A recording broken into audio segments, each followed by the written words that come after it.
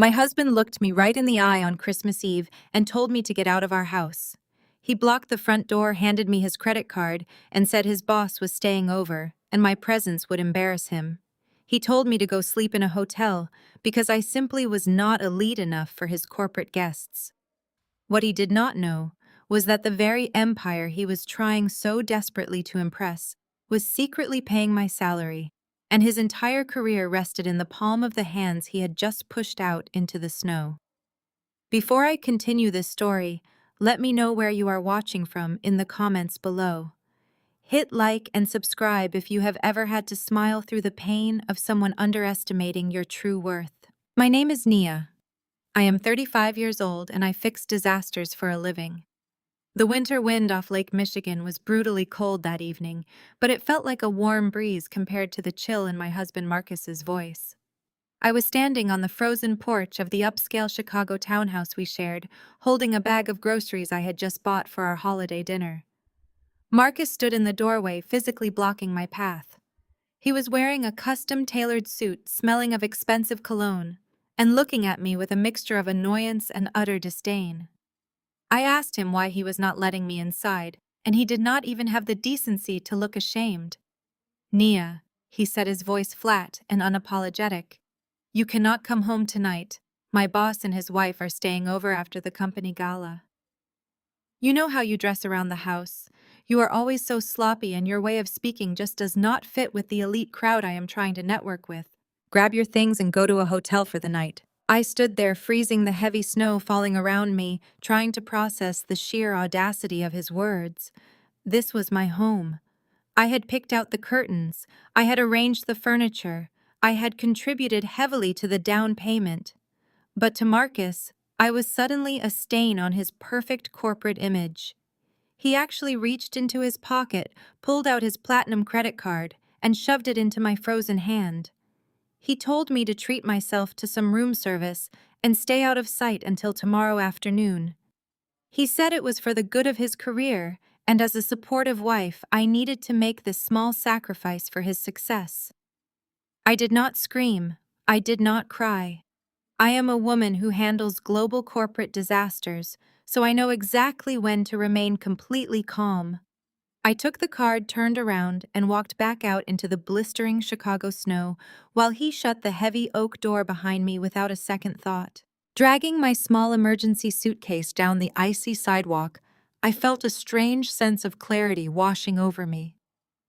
Marcus had spent the last 3 years obsessing over his title as a sales director. He was consumed with status, with luxury brands, and with climbing the corporate ladder at any cost. And as his ambition grew, his respect for me completely vanished. Because I worked from home often, sitting on our living room sofa in sweatpants and a messy bun, Marcus had convinced himself that I was just a lazy freelancer. He thought I was barely scraping by doing low-level administrative work or typing up meaningless blog posts for pocket change. He told his friends I was a virtual assistant. He told his family I was just playing on my computer all day while he did the real work. The irony was so thick I could practically choke on it.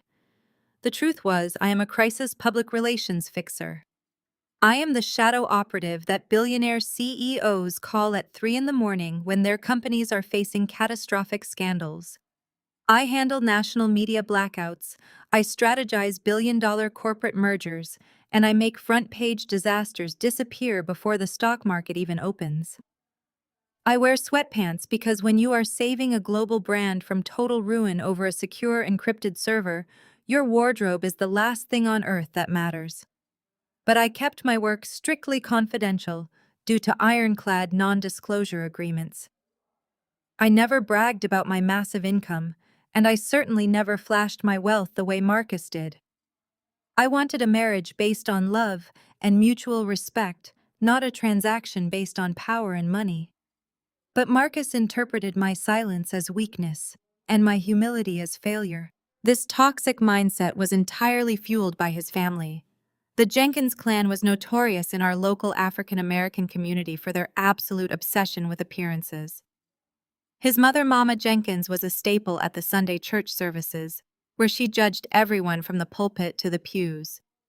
She constantly reminded me that I was incredibly lucky her successful son had settled for a woman like me. Then there was Marcus's sister Tasha, who lived way beyond her means and looked down on me for driving a 5-year-old sedan. And of course, there was his white brother-in-law Bradley. Bradley had married into the family and constantly paraded his supposed superiority, despite the fact that he was drowning in debt from terrible cryptocurrency investments. They all treated me like the family charity case. They honestly believed Marcus was giving me a roof over my head out of the kindness of his generous heart. As I hailed a cab in the freezing snow heading toward a cheap downtown motel because I refused to use his arrogant credit card for anything luxurious, I realized the marriage was already over. Marcus had not just locked me out of our house, he had locked me out of his life because he genuinely thought I was not good enough for his world. He wanted a shiny trophy to display to his boss, not a partner to share his life. He was willing to leave me out in the freezing cold on the most family-oriented night of the year, all to protect a fragile ego and a corporate lie. I checked my phone as the cab drove through the illuminated streets of Chicago. I had 3 unread emails from the executive board of the very company Marcus worked for. They were begging for my immediate intervention on a massive corporate crisis. I looked out the window at the holiday lights, a cold smile forming on my lips.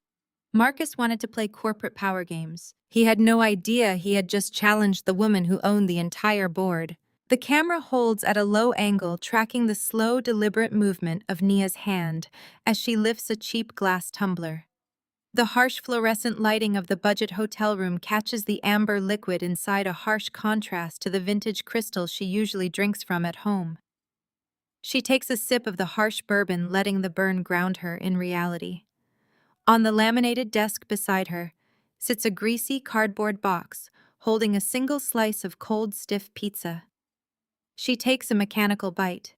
It tastes like cardboard and defeat a bitter substitute for the prime holiday roast she had spent 2 days preparing for her husband. The sheer indignity of the situation threatens to suffocate her. Banished to a roadside motel on Christmas Eve by the man who swore to protect her, she pushes the pizza box away with a look of utter disgust. Wallowing in self-pity is a luxury she simply cannot afford. She pulls her heavy-duty laptop from her bag and flips it open. The screen casts a stark blue glow across her face, illuminating eyes that are rapidly shedding their vulnerability and turning to absolute steel. She bypasses the standard desktop interface, entering a complex string of commands to access her encrypted multi-layered servers. She is a crisis manager for the 1%, dealing with information so volatile it could crash the stock market. She logs in to check on a delicate corporate merger she is quietly steering from the shadows, but a flashing red notification in the corner of her screen breaks her concentration.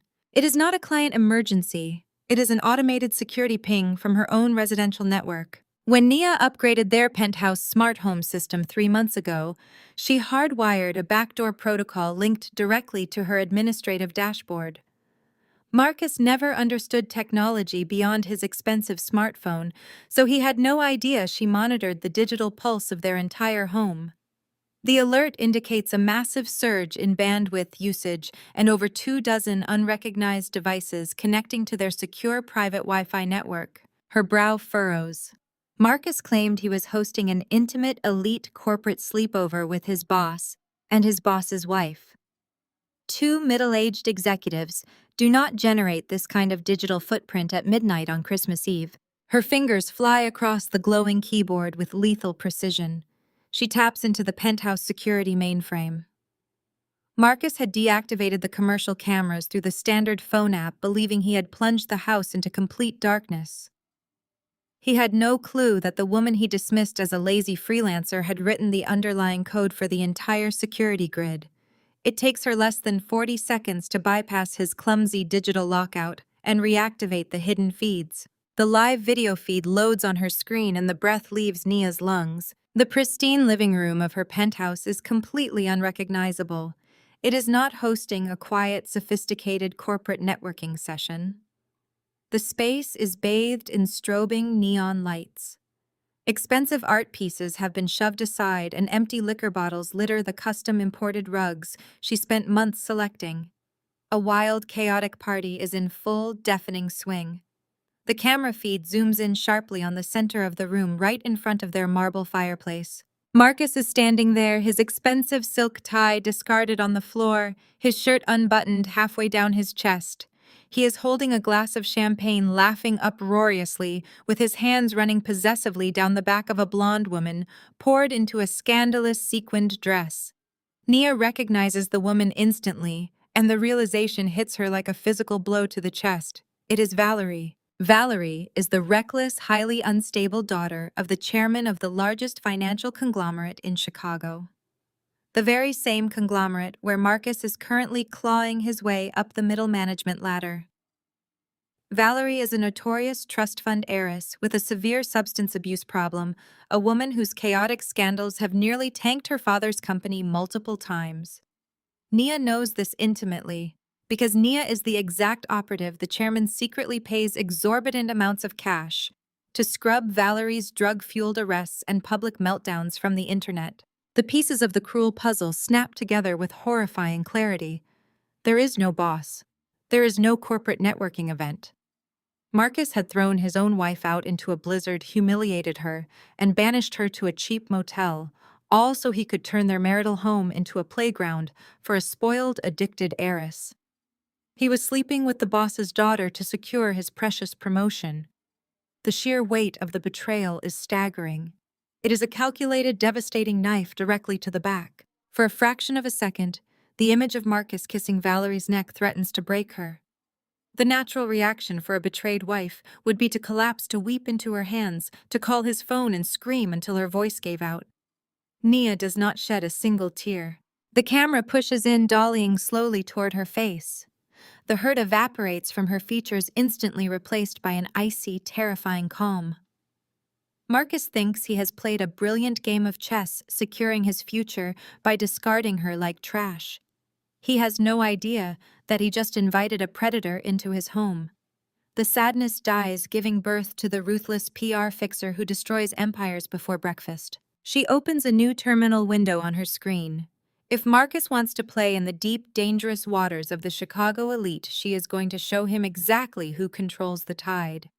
She initiates a silent, untraceable background sweep on his personal accounts, hunting for his hidden offshore wallets and financial indiscretions.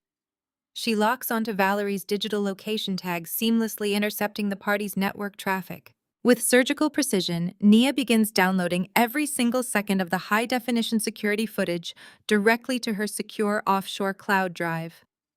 She captures the exact moment Marcus hands Valerie a suspicious small plastic bag. She captures the illegal substances scattered across their custom glass coffee table. She captures the undeniable proof of his infidelity and his illegal activities, neatly packaging the absolute ruin of his entire corporate existence into an encrypted folder. She hits the save button, the harsh light of the screen reflecting in her unblinking eyes. Marcus wants to treat her like a peasant.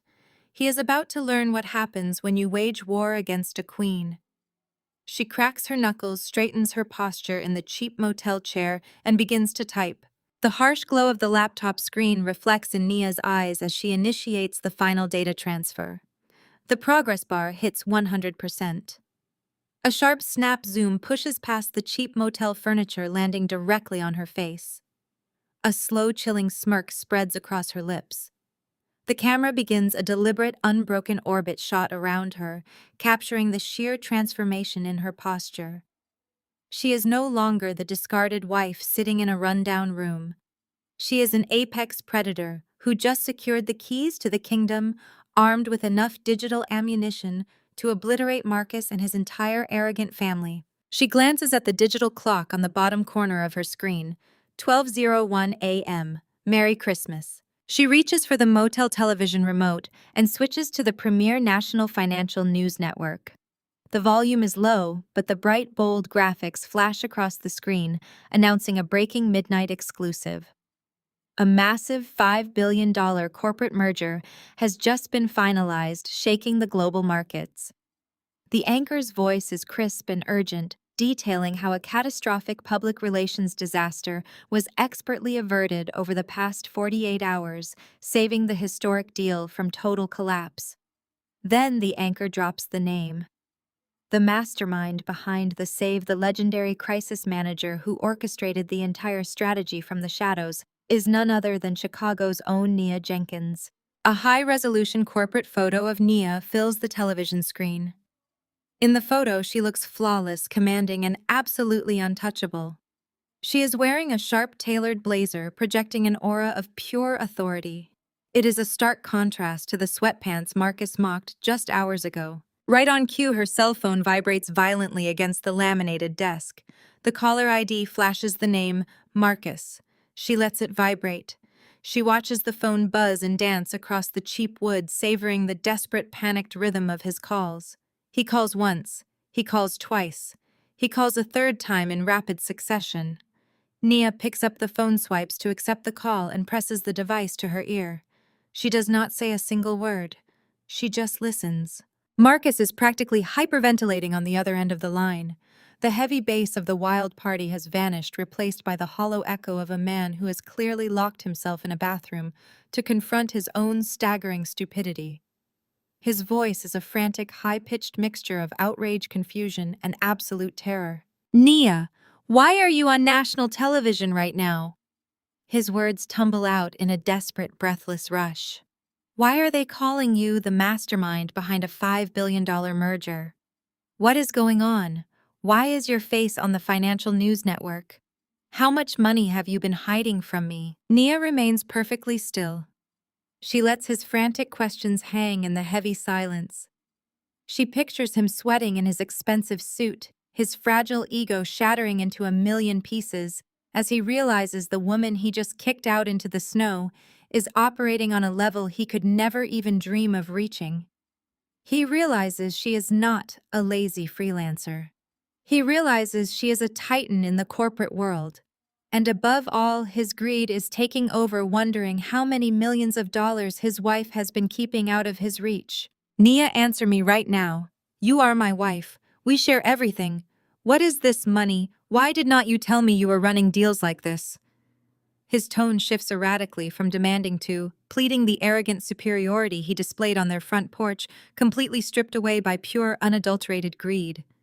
He is salivating over wealth he thinks he is entitled to. Nia takes a slow, steady breath. The air in the motel room is stale, but her mind is crystal clear. Her voice drops an octave into a register of pure ice. She speaks clearly, ensuring every single syllable registers in his panicked brain. "You told me I did not fit in with the elite, Marcus. You told me my presence would embarrass you. So I took your advice. I removed myself from your presence. Do not ever call this number again." She pulls the phone away from her ear while he is still screaming her name and presses the red button to end the call. She slides the phone across the desk, picks up her glass of bourbon, and takes a final, satisfying sip. She leans back in the chair, watching her own face dominate the television broadcast. The battle lines have been drawn. The war has officially begun, and Marcus does not even realize he has already lost. The camera pulls back slowly. A smooth, deliberate dolly out reveals Nia standing perfectly still in the center of Mama Jenkins's stifling, overly decorated living room. The shot widens to capture the entire family closing in around her, creating the suffocating visual of a lone deer dropped into a den of starving wolves. But Nia is no prey. She is wearing a razor-sharp tailored crimson suit that screams power, her posture unyielding. It is Sunday afternoon. Marcus never offered a single syllable of apology for the Christmas Eve banishment. He never addressed the terrifying phone call at midnight. He certainly never confessed to the drug-fueled infidelity currently sitting encrypted on Nia's offshore server. Instead, he simply sent a rigid calendar invite demanding her attendance at the mandatory family dinner, acting as if the entire world had not shifted on its axis. He thought he could gloss over his betrayal by pretending nothing happened. He was wrong. The air in the room is thick with the smell of pot roast and overwhelming, suffocating greed. Mama Jenkins glides through the swinging kitchen doors carrying a tray of iced tea. She is a woman who wields her church attendance like a weapon masking profound toxicity behind a bright, practiced, and entirely fake smile. For the past 5 years, Mama Jenkins has exclusively referred to Nia as that freelance girl. She routinely forgot Nia's birthdays and famously gifted her a vacuum cleaner for her first wedding anniversary.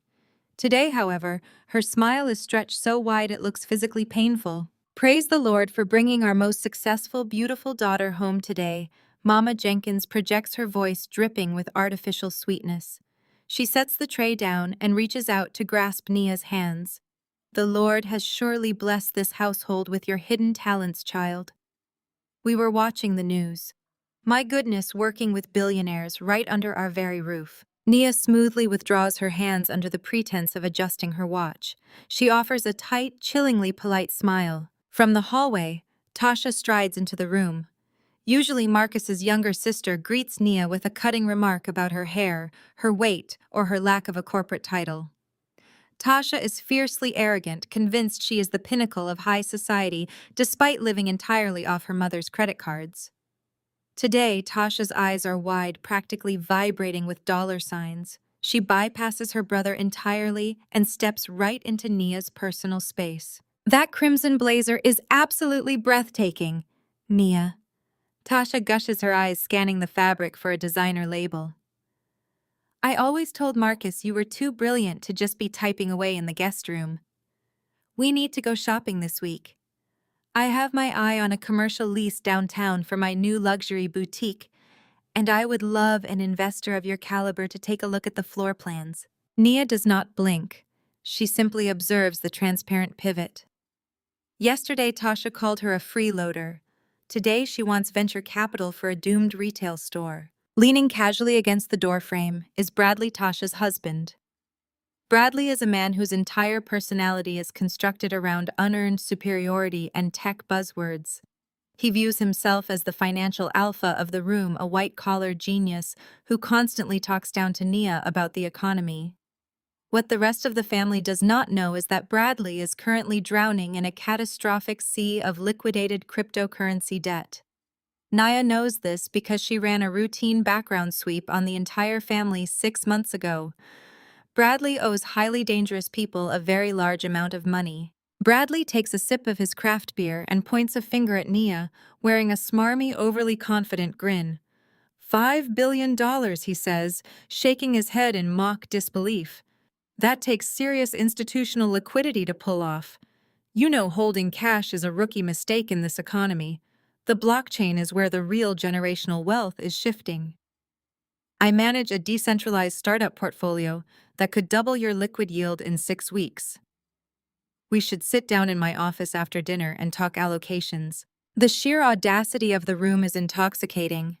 Nia stands in the center of the crossfire, translating their thinly veiled compliments into their true, desperate meanings. Mama Jenkins wants a massive donation to secure her status at the megachurch. Tasha wants a free ride to pretend she is a business owner. Bradley wants a lifeline to stop his crypto margin calls from destroying his life. And then there is Marcus. He stands near the faux stone fireplace, sweating through his expensive dress shirt. He looks terrified. He has not slept a single minute since the midnight broadcast. He is trying desperately to play the role of the proud, supportive husband, but his eyes constantly dart toward Nia, silently begging her not to expose him. He thinks she is just holding back financial secrets. He has absolutely no idea that she holds the high-definition video of his infidelity and drug use. Marcus steps forward, attempting to wrap a possessive arm around Nia's waist to claim his territory in front of the family. Nia shifts her weight flawlessly, stepping just out of his reach to admire a terrible porcelain figurine on the mantel. Marcus's hand grasps empty air. He swallows hard, his jaw clenching in muted panic. Dinner is ready, Mama Jenkins announces, ignoring the awkward exchange. She herds them all toward the formal dining table. The meal is an orchestrated interrogation disguised as a celebration. The passing of the mashed potatoes is accompanied by relentless probing questions about Nia's net worth. They ask about her client list. They ask about offshore accounts. They ask how much of a percentage she took from the $5 billion deal. They speak to her not as a family member but as a bank vault they are desperately trying to crack the code to. Nia eats her meal with perfect, agonizingly slow etiquette. She gives them nothing. She answers their invasive questions with masterfully vague corporate jargon, expertly spinning their greed right back into their faces. When Tasha brings up the boutique lease again, Nia calmly suggests that Tasha should probably secure a basic business license and a credit score above 600 before discussing commercial real estate. Tasha's face flushes a deep, angry crimson, but she forces a laugh, too afraid of the money to snap back. When Bradley pushes his crypto portfolio, Nia fixes him with a deadpan stare. She casually mentions that volatile margin trading on unregulated exchanges usually leads to severe debt collection, specifically mentioning the exact firm Bradley currently owes money to. Bradley chokes on his dinner roll, his face turning a sickly shade of white. He stares at her in absolute terror, suddenly realizing she might know exactly how pathetic he truly is. Mama Jenkins tries to regain control of the table, tapping her fork against her crystal glass. We are just so blessed that Marcus chose a wife capable of elevating the Jenkins family name. You two are a power couple now. What is yours is his, and what is his is yours. That is the holy covenant of marriage. Nia sets her silverware down. The metal clinks loudly against the expensive china. The entire table falls dead silent. She looks directly at Marcus, her eyes turning into dark, fathomless voids. You are absolutely right, Mama Jenkins. Nia says, her voice smooth, melodic, and laced with lethal intent. What is his is definitely mine. Every single asset, every single secret, every single late-night networking event. I own all of it. Marcus drops his fork. It clatters to the floor. The blood completely drains from his face as the double meaning of her words strikes him like a physical blow. The wolves thought they were circling a wealthy, naive sheep. They are just now beginning to realize they have locked themselves in a cage with a monster. Nia picks up her wine glass, takes a delicate sip, and smiles. The real games are about to begin. The suffocating silence that follows Marcus dropping his fork stretches into an unbearable eternity. The metallic clatter against the hardwood floor seems to echo off the overly patterned wallpaper, but Mama Jenkins simply refuses to let the atmosphere shatter her meticulously planned agenda. The room feels as though it is physically tilting, the air growing dense and unbreathable, pressing inward from all sides. It is a psychological funhouse mirror completely distorted by the sheer volume of entitlement radiating from the people sitting around the mahogany table. Mama Jenkins reaches for her crystal water goblet, taking a slow, deliberate sip before setting it down with a heavy thud. She adjusts the collar of her floral Sunday dress and pastes on a smile so rigid it looks as though her jaw might snap. She bypasses the undeniable threat hanging in the air and steers the conversation directly into her own twisted reality. She believes she is the matriarch of an empire, and in her mind, Nia has just revealed herself to be nothing more than a highly lucrative vault waiting to be plundered. The Lord works in mysterious ways. Mama Jenkins begins, her voice taking on the rhythmic preaching cadence she usually reserves for the front pew of her congregation. She steeples her fingers beneath her chin, locking her sharp, calculating eyes onto Nia. He has guided you to this remarkable harvest, child. $5 billion is a number crafted by divine intervention, but the scripture tells us that a harvest is not meant to be hoarded by one pair of hands. God has blessed you, and now it is time to show filial piety. It is time to bring that blessing home to the people who gave you a family. Nia sits perfectly still. She does not reach for her wine. She does not adjust her napkin. She simply studies the older woman with the detached fascination of a scientist observing a highly toxic parasite. Mama Jenkins leans forward, the mask of Christian charity slipping to reveal the ruthless greed underneath. You have access to the absolute top of the corporate ladder now. Men who own cities, men who own entire industries. You must use those connections immediately. You are going to make a few calls and secure Marcus the regional director seat by the end of the fiscal quarter. He has put in the sweat, and you are going to clear the final hurdle for him. Furthermore, Bradley has encountered a temporary blockade with his digital investments. You are going to pump $2 million into his company by Tuesday. That is the duty of a good black wife, Nia. You elevate the men in your family. You build their foundation. You do not keep the spoils of war for yourself while the head of your household waits in line. The sheer audacity of the demand lands on the dining table like a physical weight. $2 million and a regional directorship ordered as casually as passing a plate of green beans. Marcus shifts uncomfortably in his seat. His face is a mask of pure terror. He knows Nia is angry, but his cowardice prevents him from interrupting his mother. He desperately wants the promotion, and the thought of Nia actually delivering it keeps his mouth firmly shut even as he sweats through his collar. Before Nia can process the staggering delusion of her mother-in-law, Bradley seizes the opportunity. He smells money, and his fragile, bruised ego demands that he assert his dominance over the woman holding the checkbook. He leans back in his dining chair, hooking his thumbs into the belt loops of his expensive, unpaid-for slacks. He lets out a patronizing, breathy chuckle, shaking his head as if dealing with a particularly slow child. "Let us be entirely objective here, Nia," Bradley says, his voice dripping with unearned superiority and a sickening undercurrent of racial condescension. $5 billion is a massive headline. It is a great PR spin. But you and I both know how the corporate climate operates right now. The market is desperate for optics. Corporations are scrambling to hit their diversity quotas to put a minority face on massive victories. You were in the right place at the right time. You hit the diversity jackpot. It is pure luck. You grabbed the coattails of a giant merger because these billionaires needed a shield. Tasha nods vigorously, chewing on her lower lip as she glares at Nia. Exactly. It is just corporate politics. You should be grateful they let you take the credit at all. Bradley holds up a hand, silencing his wife so he can continue his grand speech. The room continues its sickening tilted spin. But managing a $2 million liquid capital injection is not about optics or diversity hires, Nia. It requires a masculine, aggressive fiscal strategy. The blockchain is entirely unregulated high-stakes warfare. You have stumbled into some serious networking cash, but you lack the institutional mindset to multiply it. I have the infrastructure. I have the decentralized framework. You wire the $2 million into my holding account and I will double your lucky windfall before the end of the year. I will do the heavy lifting while you enjoy the press tour. Nia stares at the pale, sweating man sitting across from her. He is drowning in catastrophic margin calls. He is actively dodging phone calls from violent creditors because his algorithmic trading bot completely cannibalized his life savings.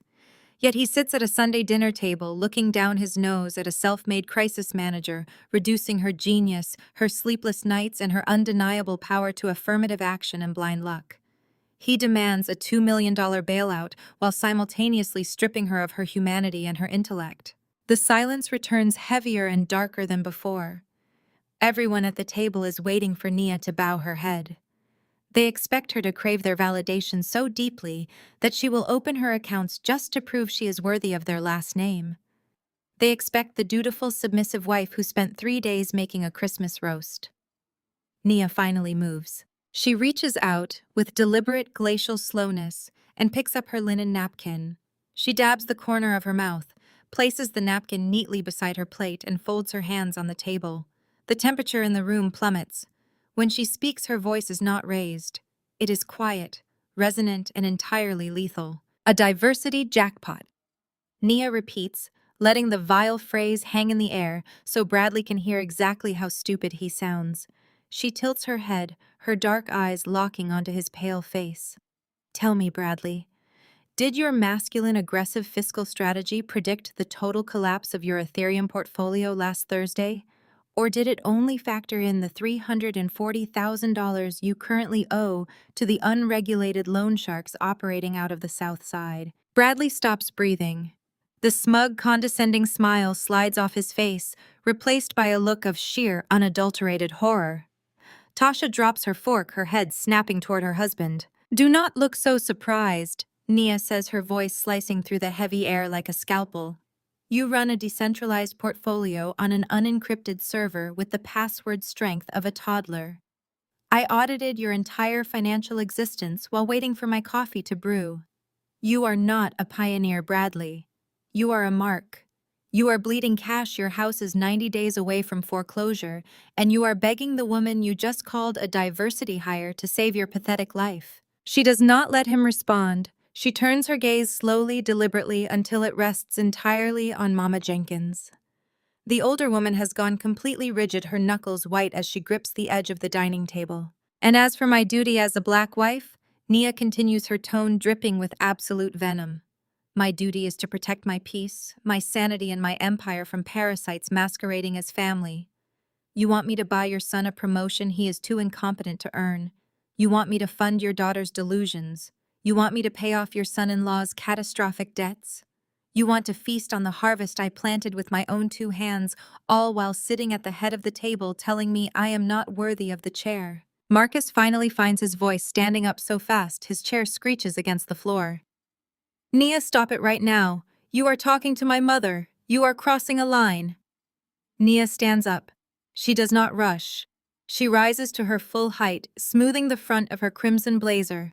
She looks at her husband, the man she watched inhaling drugs and kissing an heiress on a high-definition security feed just 48 hours ago. I am not crossing a line, Marcus, Nia says softly, offering him a smile that promises absolute destruction. I am erasing the entire map.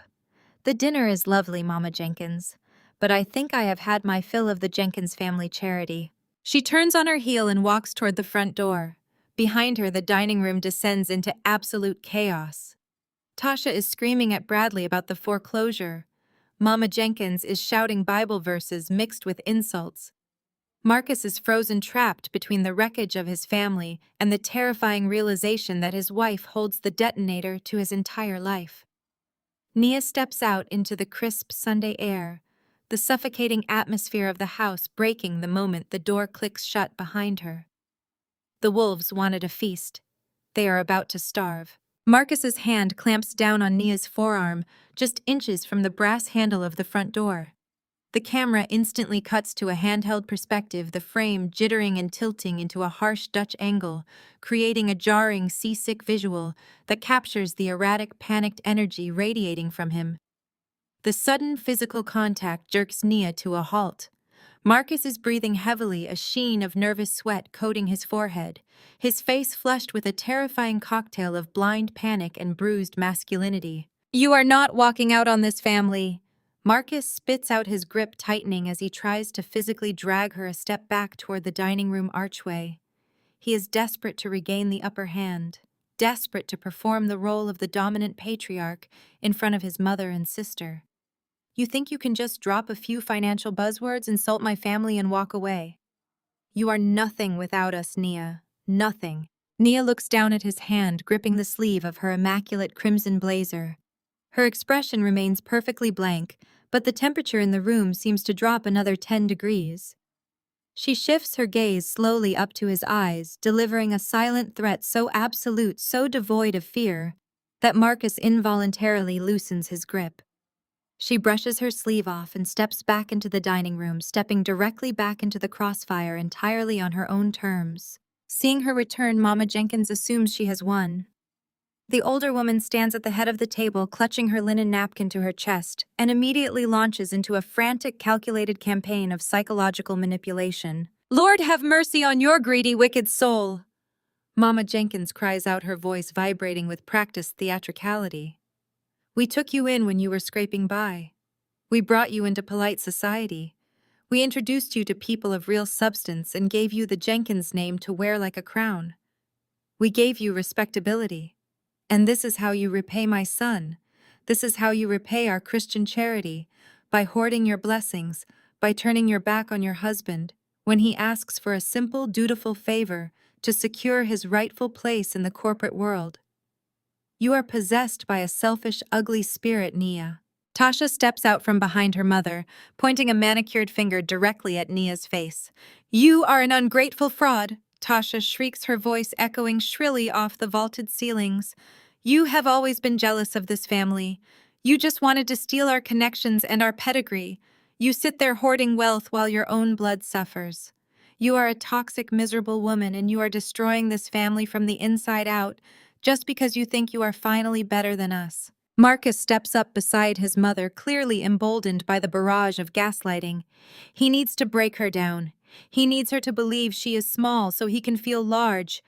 He slams his open palm down hard on the mahogany dining table. The impact rattles the crystal goblets and makes the heavy silverware jump. The handheld camera shakes violently with the blow, the tilted angle amplifying the suffocating, chaotic aggression in the room. "I made you," Marcus barks, his voice cracking with pure desperation. "Do you hear me? You use my last name to get into those boardrooms. No one would look twice at a nobody freelancer without the Jenkins brand backing her up. You got that crisis management contract because they saw my name on your resume. You owe us your entire career. Everything you have is because I allowed you to have it. You are going to make those calls, Nia. You are going to secure my director position, and you are going to wire that money to Bradley, because that is your job as my wife." The air in the room is toxic, thick with delusion and manipulative rage. They are trying to rewrite reality, trying to convince a brilliant self-made titan that she is nothing more than a byproduct of their mediocre existence. Nia stands perfectly still amidst the screaming and the table slamming. The chaotic, shaky camera movement contrasts sharply with her absolute chilling stillness.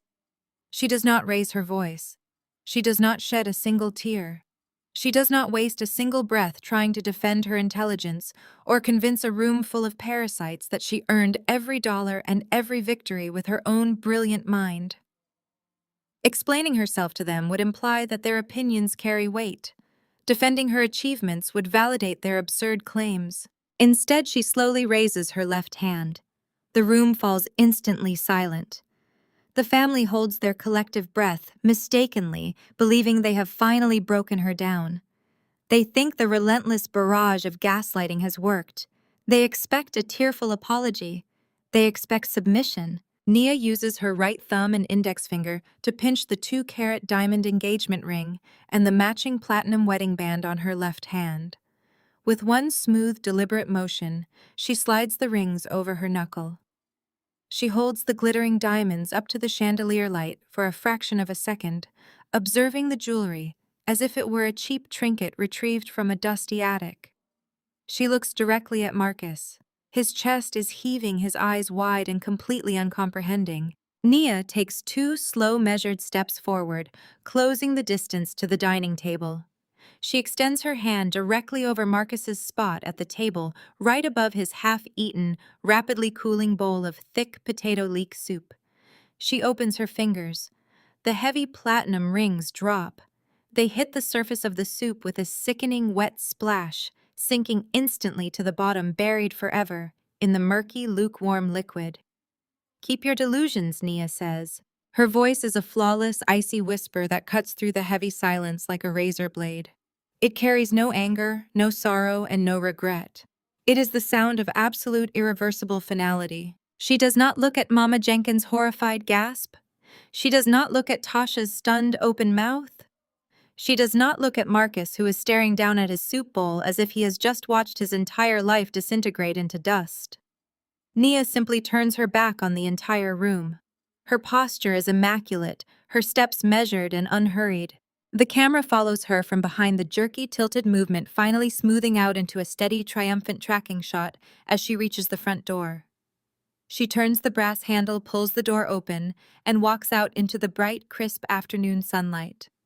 The heavy wooden door clicks firmly shut behind her, sealing the Jenkins family inside their own collapsing toxic world, leaving them to finally choke on the reality of what they have lost. The shot cuts sharply to an extreme close-up of Nia's eyes. The warm, suffocating tones of the Jenkins dining room are instantly replaced by a stark, clinical, cool blue light. The reflection of a glowing computer monitor dances across her irises. She is unblinking, calculating, cold. The camera is handheld now, vibrating with a subtle rhythmic tremor that mimics a racing heartbeat, building an atmosphere of escalating, suffocating tension. A heavy, authoritative knock shatters the silence of her temporary downtown executive suite. Nia opens the door to find a process server thrusting a thick, aggressively bound stack of legal documents into her hands. Marcus has not just filed for divorce. He has declared scorched earth warfare. Nia carries the heavy stack to her glass desk and spreads the pages out under the cool blue light. One glance at the letterhead tells her everything she needs to know. It is the crest of Sterling and Vance, the most ruthless, exorbitantly expensive corporate litigation firm in the Midwest. Marcus could not afford their retainer if he sold every organ in his body. Valerie is pulling the strings. The heiress mistress has unleashed her family's corporate attack dogs to crush the woman standing in her way. The demands laid out in the crisp legal font are utterly delusional, yet meticulously designed to paralyze. Valerie's lawyers have already secured an emergency ex parte order. Every single joint bank account Nia shared with Marcus has been completely frozen. Her access to their suburban home has been legally revoked, the locks already changed. But the true masterpiece of their audacity lies on page 4. Marcus is officially petitioning for massive spousal support. He is claiming severe emotional distress and financial abuse, arguing that Nia maliciously concealed her immense corporate wealth while forcing him to shoulder the financial burden of their household for years. He is positioning himself as the battered, deceived husband, entitled to half of her newly discovered empire. Before Nia can even process the absurd alimony demands, her cell phone erupts. The screen lights up with a relentless, blinding cascade of notifications. It is not support. It is a synchronized, highly orchestrated social assassination. Mama Jenkins has mobilized the most vicious weapon in her arsenal. She has weaponized the entire megachurch congregation against Nia. Marcus is playing his role with Oscar-winning devotion, weeping to the church elders about his shattered vows and his broken home. The narrative Mama Jenkins has planted is a masterpiece of toxic fiction. She has completely inverted reality, convincing the entire congregation that Nia is a promiscuous, greedy opportunist who lived a wicked double life. The lie, spreading like wildfire through the prayer groups, is that Nia slept her way through corporate boardrooms to secure her sudden wealth, and that she violently abandoned her devoted, hard-working husband on Christmas Eve to run away with a secret billionaire lover. They are painting Marcus as a saintly martyr who was blindsided by a sociopathic wife. The gaslighting is absolute and suffocating. The very same women who smiled and prayed with Nia just weeks ago are now flooding her inbox with vile, condemning messages. They call her a Jezebel. They accuse her of poisoning a holy household. The pastor's wife publishes a lengthy, thinly veiled public post about wicked women straying from the righteous path, tagging Marcus to offer public prayers for his broken heart. The comments beneath the post are a terrifying echo chamber of misplaced righteous fury. Nia watches in real time as her community, her friends, and her entire social safety net completely turn their backs on her. They block her numbers. They delete her from group chats. She is officially exiled. Marcus and Valerie are attempting a total blockade. They are trying to starve her out ruthlessly, cutting off her finances, her home, and her community. They want the sheer crushing weight of the isolation to force her into a desperate, groveling surrender. They want her to beg for mercy before she can ever release the evidence of his infidelity. The handheld camera pushes in closer, the harsh Dutch angle perfectly capturing a world that has been violently turned upside down. The blue light casts sharp, dangerous shadows across Nia's cheekbones. A lesser woman would break under the immense psychological pressure. A lesser woman would be weeping on the floor, calling lawyers in a blind panic, begging the church elders to believe her innocence, fighting desperately to reclaim a community that discarded her so easily. Nia does none of these things. She sets the phone face down on the glass desk, silencing the endless stream of fabricated outrage. She looks at the formal notice of the frozen bank accounts. A slow, chilling smirk touches the corner of her mouth. They actually think locking her out of a pathetic joint checking account containing a few $1,000s will financially cripple a woman who just orchestrated a $5 billion corporate merger. They actually believe that weaponizing church gossip will emotionally break a legendary crisis manager who routinely buries international corporate scandals for breakfast. Marcus and Valerie believe they are playing a high-stakes game of chess. They do not realize Nia flipped the board days ago. They have brought a butter knife to a nuclear war. Nia reaches for her keyboard, her posture radiating absolute terrifying control. Her fingers hover over the illuminated keys. The blue light reflects brightly in her dark eyes as she prepares to show her husband and his billionaire mistress exactly what a real, inescapable smear campaign looks like. The Steadicam glides silently over the polished hardwood of the executive suite, capturing the scene with a fluid, relentless momentum. It follows Nia from a low angle, tracking her smooth, predatory strides. She moves like a panther sizing up a wounded gazelle, her posture radiating an eerie, unshakable calm. She does not pace out of anxiety. She paces to measure the exact dimensions of her upcoming strike. On the glass desk, the towering stack of legal threats from Sterling and Vance sits exactly where she left it. She stops, turns on her heel, and approaches the desk with chilling purpose. She picks up a heavy, gold-plated fountain pen and flips directly to the signature pages. The camera angles down, capturing the crisp, fluid motion of her wrist. She signs away the deed to the suburban colonial. She signs away her claim to the luxury SUVs. She signs the waiver consenting to the frozen joint accounts. She legally surrenders every material possession Marcus has demanded, handing him the keys to his fabricated kingdom without a single objection or countermotion. It looks like a total, unconditional surrender. It looks like the Titan has finally broken under the crushing weight of the corporate lawyers and the church's excommunication. The scene sharply cuts to the suburban house Nia just signed away. Bass-heavy music vibrates through the expensive windows. Marcus and Bradley are hosting a massive victory celebration, popping bottles of imported champagne that cost more than their monthly mortgage payments. The living room is packed with Mama Jenkins's church friends, Tasha's boutique investors, and Valerie's high society sycophants. Marcus stands on the hearth of the stone fireplace, his face flushed with alcohol and unearned triumph. He raises his glass loudly, boasting to the room about how easily he crushed the dead weight holding him back. He spins a triumphant, entirely fabricated narrative of a powerful man who finally took out the trash and reclaimed his life from a greedy opportunist. Beside him, Valerie laughs, raising her left hand to catch the chandelier light. A flawless 6-carat emerald-cut diamond rests on her ring finger, blinding everyone in its vicinity. Across the room, Bradley is holding court by the kitchen island. He is loudly pitching his crypto strategies to anyone who will listen, entirely convinced that his proximity to Valerie's wealthy circle has instantly erased his massive debts. He clinks his glass against Tasha's, grinning like a man who just conquered Wall Street. They are intoxicated by their own perceived brilliance, entirely certain that they have successfully outmaneuvered the smartest woman they will ever meet. They believe the signed divorce papers are proof of their superior intellect. The camera violently snaps back to the quiet, ice-cold blue light of the downtown suite. The Steadicam resumes its fluid orbit around Nia, who is now seated before a glowing array of 3 curved monitors. The signed divorce papers are shoved carelessly into a manila envelope ready for the courier. They were never the main event. They were chum thrown to a pack of starving, distracted dogs. By giving Marcus the house and the cars, she completely bypassed the grueling discovery phase of the divorce.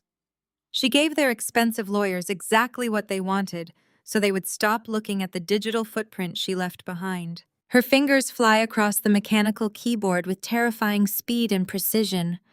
Lines of encrypted code reflect across her glasses. She is not a scorned wife fighting over a checking account. She is a top-tier crisis manager who built her empire by untangling the catastrophic financial messes of international billionaires.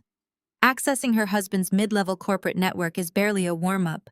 On the left monitor, she effortlessly bypasses the crude 2-factor authentication of Marcus's corporate server. She dives straight into the regional expense ledgers. She knows Marcus better than he knows himself. She knows his ego is infinitely larger than his paycheck. There is absolutely no mathematical way a mid-level manager could afford Valerie's 6-carat diamond ring without completely bankrupting himself. The progress bar flashes green as she downloads a heavily concealed offshore routing file. The numbers do not lie. Marcus did not buy the ring with savings. He siphoned $750,000 from a blind corporate slush fund, routing the stolen money through 3 different shell vendors before wiring it directly to a private jeweler in Antwerp. He embezzled from his own company to buy an engagement ring for a billionaire heiress. Nia downloads the invoices, the routing numbers, and the forged vendor approvals. She compiles it all into a single, devastating encrypted folder. Marcus thinks he won a house, but he has actually bought himself a 10-year federal prison sentence for severe corporate fraud. Nia's eyes flick to the right monitor. It is Bradley's turn. Her fingers dance across the keys, pulling up the blockchain ledgers associated with Bradley's decentralized startup. Bradley parades around calling himself a crypto genius, but Nia easily strips away the layers of his pathetic digital disguise. She traces the massive influx of unregulated capital saving his portfolio. It is not investment revenue, it is dirty money. Bradley is running a digital washing machine. He is taking illicit cash from the violent Southside creditors he owes, filtering it through his crypto tokens to scrub the origin and paying it back as clean, untraceable dividends. He is actively laundering money for organized crime syndicates to keep them from breaking his legs. Nia captures the transaction, hashes the wallet addresses and the communication logs between Bradley and his very dangerous partners. She secures federal felony number 2, dragging the files into another heavily encrypted folder. The camera pushes in close again, holding tight on Nia's face. The cool blue light illuminates the faint, triumphant curve of her lips. She has surrendered the plastic trophies. She has let them take the house, the cars, and the fake community validation. They are busy drinking champagne and planning their grand futures, completely oblivious to the fact that they are dancing on a live landmine. Nia highlights the 2 encrypted dossiers on her desktop. One contains Marcus's complete professional and legal destruction. The other contains Bradley's absolute ruin. She is not going to use expensive lawyers to fight a messy, drawn-out divorce in family court. She is going to bypass the civil system entirely and hand them directly to the federal authorities. She leans back in her ergonomic chair, taking a slow sip of black coffee. The fake surrender is complete. The trap is perfectly primed. They think they buried her, but they only succeeded in handing her the shovels to dig their own graves. A very slow dolly. In begins to track across the dark, silent expanse of the executive suite. The camera glides with a predatory smoothness, slowly closing the distance to the modern ethanol fireplace set into the far wall. The cool blue glow of the computer monitors has faded into the background. Now the warm, mesmerizing dance of the flames casts sharp, flickering shadows across the right side of Nia's face, leaving the left side bathed in absolute darkness. She sits in a high-backed leather chair, her expression carved from obsidian, staring unblinking into the fire. She possesses the terrifying regal poise of a predator, perfectly positioned in the tall grass, simply waiting for the wind to change. The profound silence of the room is suddenly pierced by the sharp, secure trill of a private encrypted mobile phone resting on the glass side table. It is a number known only to 3 people on the planet. Nia does not flinch. She slowly turns her head, the firelight catching the sharp contour of her jawline, and answers the call. The voice on the other end is trembling, thick with the weight of catastrophic news. It is the chief of staff for Arthur Sterling, the billionaire patriarch and majority shareholder of Sterling Global Industries. Arthur is dead. The aggressive, highly classified pancreatic cancer he had been battling in total secrecy has finally claimed his life. Nia lowers the phone. She allows herself exactly 3 seconds of silence to honor a man who was not just her most powerful client, but a mentor who understood the brutal, unforgiving mechanics of power just as well as she did. Miles away in a sprawling, multi-million-dollar penthouse overlooking the city, a very different kind of mourning is taking place. Valerie Sterling has just received the same news. The camera cuts to her violently pacing across her imported Persian rugs. There are no tears. There is no grief for the man who gave her everything. There is only the manic, wide-eyed adrenaline of unadulterated greed. Valerie is a hurricane of toxic entitlement. Her hands shake slightly, a physical tell of the heavy amphetamine addiction she has desperately tried to hide from the public eye. She aggressively taps at her phone, barking frantic orders to her legal team and sycophantic board members. She is already orchestrating the hostile takeover of her father's empire. She is planning the press conferences, calculating the liquidation of assets she considers boring, and preparing to crown herself the undisputed queen of Sterling Global. Marcus stands right beside her, pouring her a glass of scotch, playing the role of the devoted, supportive king consort.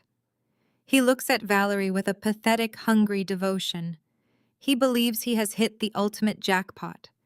He believes he has successfully traded a hard-working, self-made wife for a billionaire heiress, securing a lifetime of unimaginable wealth and effortless power. They are both completely intoxicated by their own delusions of grandeur. They believe the throne is empty and waiting. They do not know that Arthur Sterling saw right through them.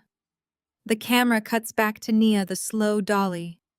In finally coming to a halt just inches from her face, the firelight flickers in her dark eyes as she reaches into the inner pocket of her crimson blazer. Arthur Sterling loved his daughter, but he was not a fool. He was a titan of industry who had spent 40 years building a global conglomerate, and he knew exactly what Valerie was. He knew about the secret rehab stints in Switzerland. He knew about the covered-up DU is the erratic drug-fueled outbursts and the trail of destroyed relationships she left in her wake. He knew that his daughter was a functional addict with the impulse control of a reckless child. Handing her the keys to his empire would be a death sentence for the company and for the thousands of employees who depended on it. Arthur had spent the last 2 years quietly observing Valerie's descent, and he had spent the last 6 months observing Marcus. He saw Marcus for exactly what he was: a weak, opportunistic parasite, eager to feed off his daughter's inherited wealth.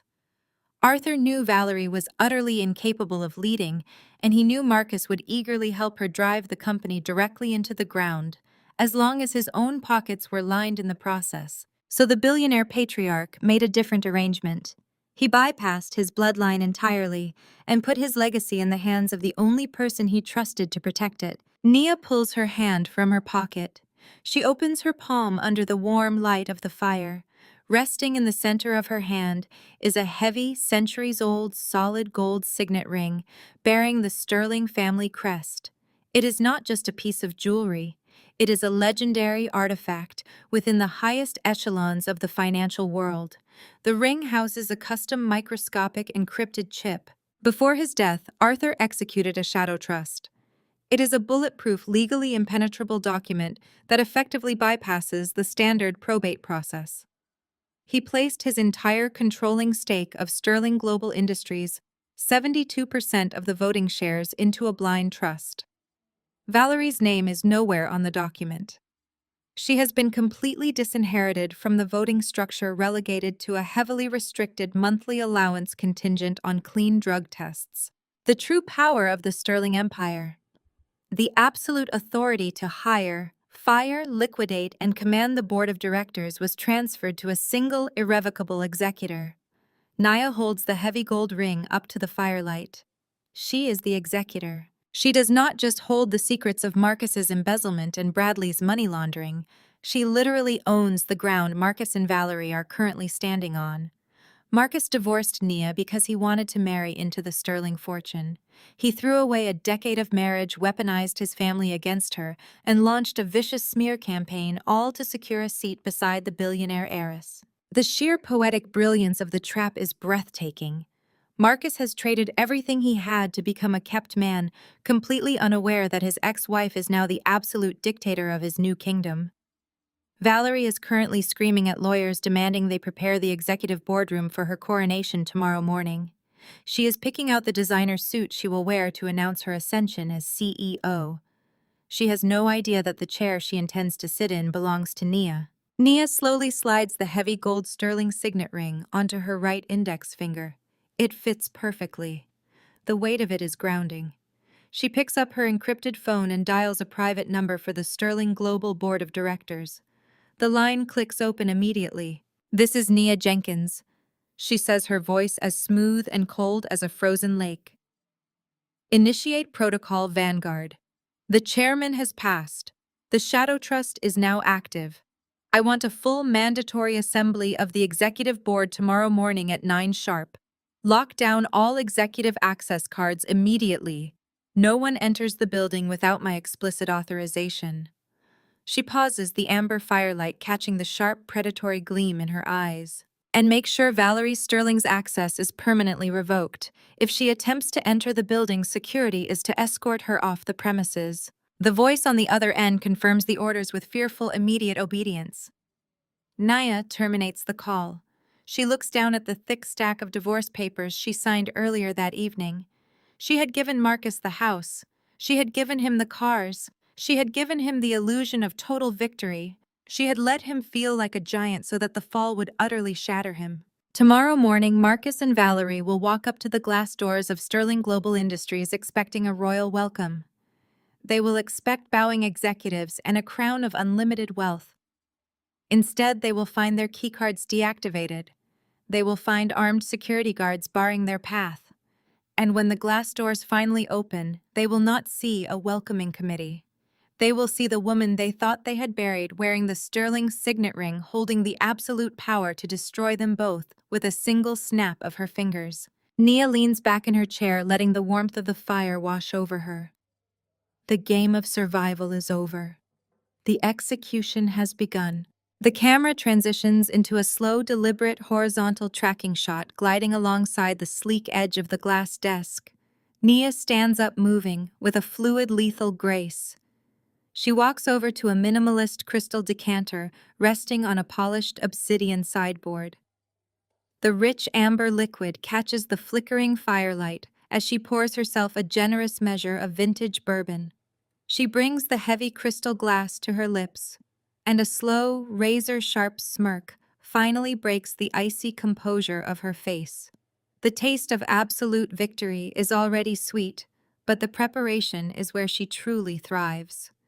She turns away from the fire and walks toward a set of heavy, soundproof double doors at the far end of the executive suite. She presses her thumb to the biometric scanner beside the frame. The heavy oak doors slide open with a soft pneumatic hiss, revealing an adjoining private medical suite. The room is bathed in dim, warm light, dominated by state-of-the-art medical monitoring equipment. A figure lies resting in the center of the room, their identity completely obscured by the shadows and the carefully angled tracking shot. The rhythmic, steady beep of a heart monitor confirms they are alive and stable.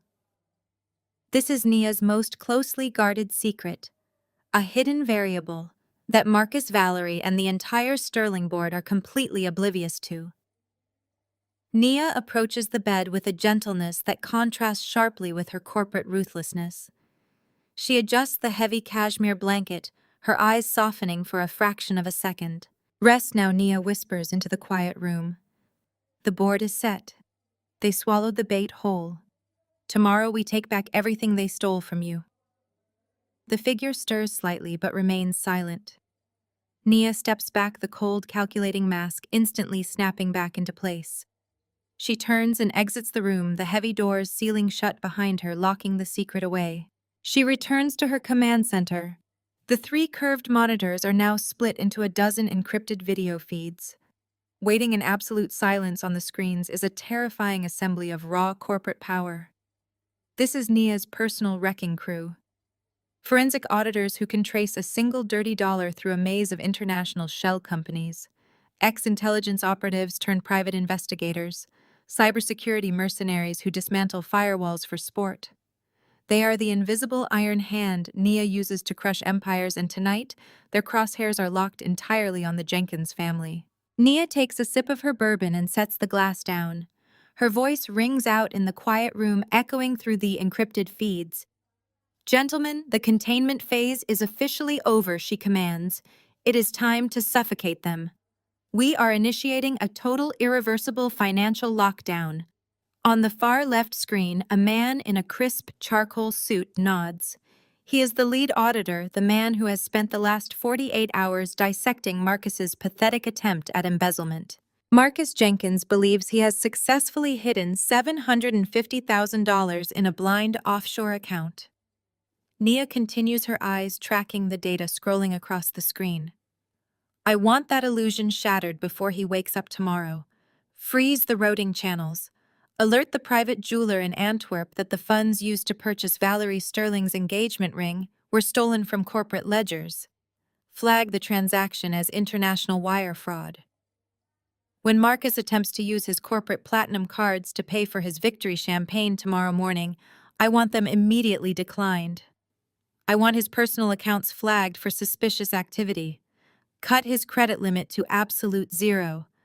By the time the sun rises, I want Marcus Jenkins to realize he cannot even afford to buy a cup of coffee without my permission. The auditor nods once his fingers already flying across his own keyboard to execute the kill order. Nia shifts her gaze to the right monitor, addressing a woman sitting in a darkened room, illuminated only by the glow of server racks. She is the lead cybersecurity operative, the architect of Bradley's impending doom. Bradley Jenkins has spent the last week celebrating his genius, Nia says, a note of pure disgust creeping into her flawless tone. He thinks laundering cartel money through decentralized crypto tokens makes him untouchable. He thinks he is a shark, but he is just a guppy swimming in a bloodbath. Shut down his washing machine. The operative smirks. Consider the digital wallets frozen, she replies. He is currently holding $2 million of unregulated cash for the Southside syndicates. He has absolutely no access to the decryption keys. Nia nods slowly, the firelight catching the heavy sterling signet ring on her finger. Excellent. Now initiate the secondary protocol. I want an anonymous, untraceable message sent directly to Bradley's primary loan sharks. Send them his exact portfolio status. Let them know their money is locked, the tokens are frozen, and Bradley Jenkins is completely insolvent. Let them know he was planning to use their funds to finance his own luxury lifestyle. The implications of the order are brutal and absolute. Nia is not just taking Bradley's money, she is stripping away his protection and throwing him directly to the wolves. When those violent creditors realize Bradley has frozen their capital, they will not send process servers or lawyers. They will send enforcers. Bradley will wake up tomorrow realizing he is not a tech millionaire. He is a dead man, walking hunted by the very people he tried to outsmart. Finally, Nia turns her attention to the center monitor, addressing a man with cold, calculating eyes. He is the head of her private intelligence firm, the man responsible for tracking every move Mama Jenkins and Tasha have made over the past week. My mother-in-law and my esteemed sister-in-law have spent the last 72 hours launching a highly coordinated social assassination against me, Nia says, her voice dropping to a dangerous, icy whisper. They have weaponized the church. They have weaponized their community. They believe public perception is reality. They believe reputation is armor. She leans forward, resting her hands on the glass desk. Strip them of it. Release the church financial audits I secured last month. Send them anonymously to the entire congregation, the church elders, and the local press. Highlight the exact paragraphs showing Mama Jenkins diverting the charity fund tithes directly into Tasha's failing boutique. Expose the fraudulent loan applications Tasha filed using the church's tax-exempt status. They want to preach about righteousness and wicked women. Let the congregation see exactly who has been stealing from the collection plate. The operatives confirm their directives in unison. The trap is no longer just set. It has been violently sprung. The doors are locked, the oxygen is being sucked out of the room, and the Jenkins family is still dancing blindly in the dark. Nia terminates the video feed. The monitors blink back to the cool, clinical blue light illuminating the dark suite. She picks up her glass of bourbon and walks back toward the crackling fireplace. She has completely dismantled her enemies without shedding a single tear, raising her voice, or stepping foot in a courtroom. She has weaponized their own greed, their own pride, and their own profound stupidity against them. They wanted to destroy her, to leave her with nothing to build their pathetic empires on the ashes of her hard work. Instead, they have handed her the matches. Nia stares into the flames, the heavy gold ring catching the light. Tomorrow morning, the sun will rise on a completely different world. The Jenkins family will wake up to the devastating, inescapable reality that they have not conquered a vulnerable housewife. They have declared war on an apex predator and the hunt has only just begun. The camera pulls back from the dying embers of the fireplace, transitioning smoothly into a tight over-the-shoulder shot, peering directly down at Nia's glowing smartphone screen. The notifications are stacking up rapidly, a relentless digital barrage of arrogance and unearned confidence. It is a highly stylized animated VIP invitation, dripping in digital gold confetti. The event is the high society wedding of Marcus's cousin Chloe. What was originally supposed to be a modest backyard family gathering has been aggressively hijacked. Valerie, desperate to buy the Jenkins family's blind loyalty and cement her new status as their billionaire savior, has completely bankrolled the event, upgrading it to a multi-million-dollar extravaganza at the city's most exclusive historic country club. Marcus and Valerie deliberately added Nia to the VIP guest list. It is a calculated, deeply malicious move. They absolutely do not want her there. They want her to receive the invitation, realize how completely outclassed she is, and shrink away into the shadows. They want her to choke on the knowledge that Valerie can instantly provide the life Nia supposedly never could. The text messages accompanying the invite confirm their toxic intentions.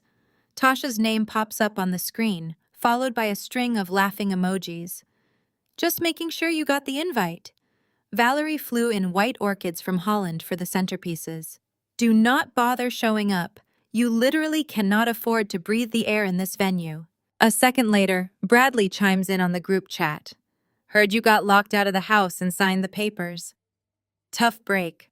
We are popping vintage Dom Perignon tonight to celebrate the new power couple. Stay in your lane, Nia. You are socially unfit for this tax bracket. The camera holds steady on the glowing screen.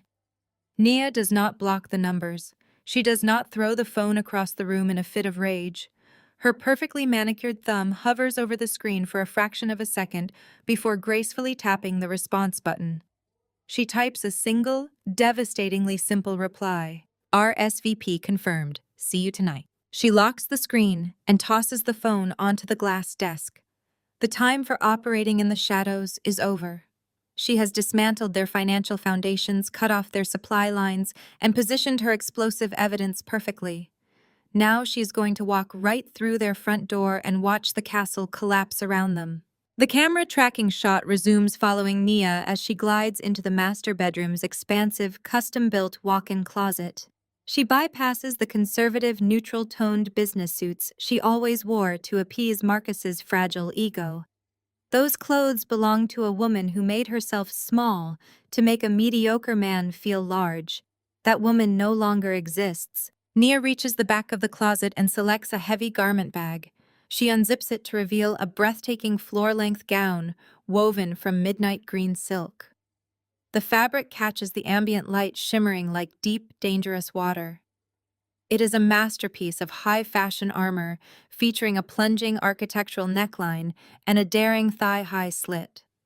It is not a dress meant for a scorned, grieving ex-wife. It is the uniform of a conqueror. She dresses with meticulous, unhurried precision. She applies a bold, dark crimson lipstick that contrasts sharply with her flawless skin. She opens a velvet jewelry box and completely ignores the modest pearl necklace Marcus once bought her. Instead, she fastens a stunning vintage diamond collar around her neck, a piece that radiates cold, undeniable power. Finally, she picks up the heavy, solid gold sterling signet ring. She slides it onto her right index finger. The gold feels warm against her skin, a physical manifestation of the absolute corporate supremacy she now wields. She looks at her reflection in the floor-to-ceiling mirror. She is breathtaking. She is terrifying. She is ready. The scene abruptly shifts to the sprawling, manicured grounds of the elite country club. The sun is just beginning to set, casting long golden shadows across the valet stand and the grand marble staircase leading up to the ballroom. The air is thick with the sound of a live string quartet and the endless clinking of crystal flutes. The Jenkins family is holding court on the sprawling outdoor terrace, completely intoxicated by their borrowed wealth. Mama Jenkins is wearing an absurdly oversized feathered hat, loudly boasting to the other guests about her son's brilliant new fiancé. She acts as if she personally financed the entire evening, pointing out the imported floral arrangements and the top-shelf catering with obnoxious, unearned pride.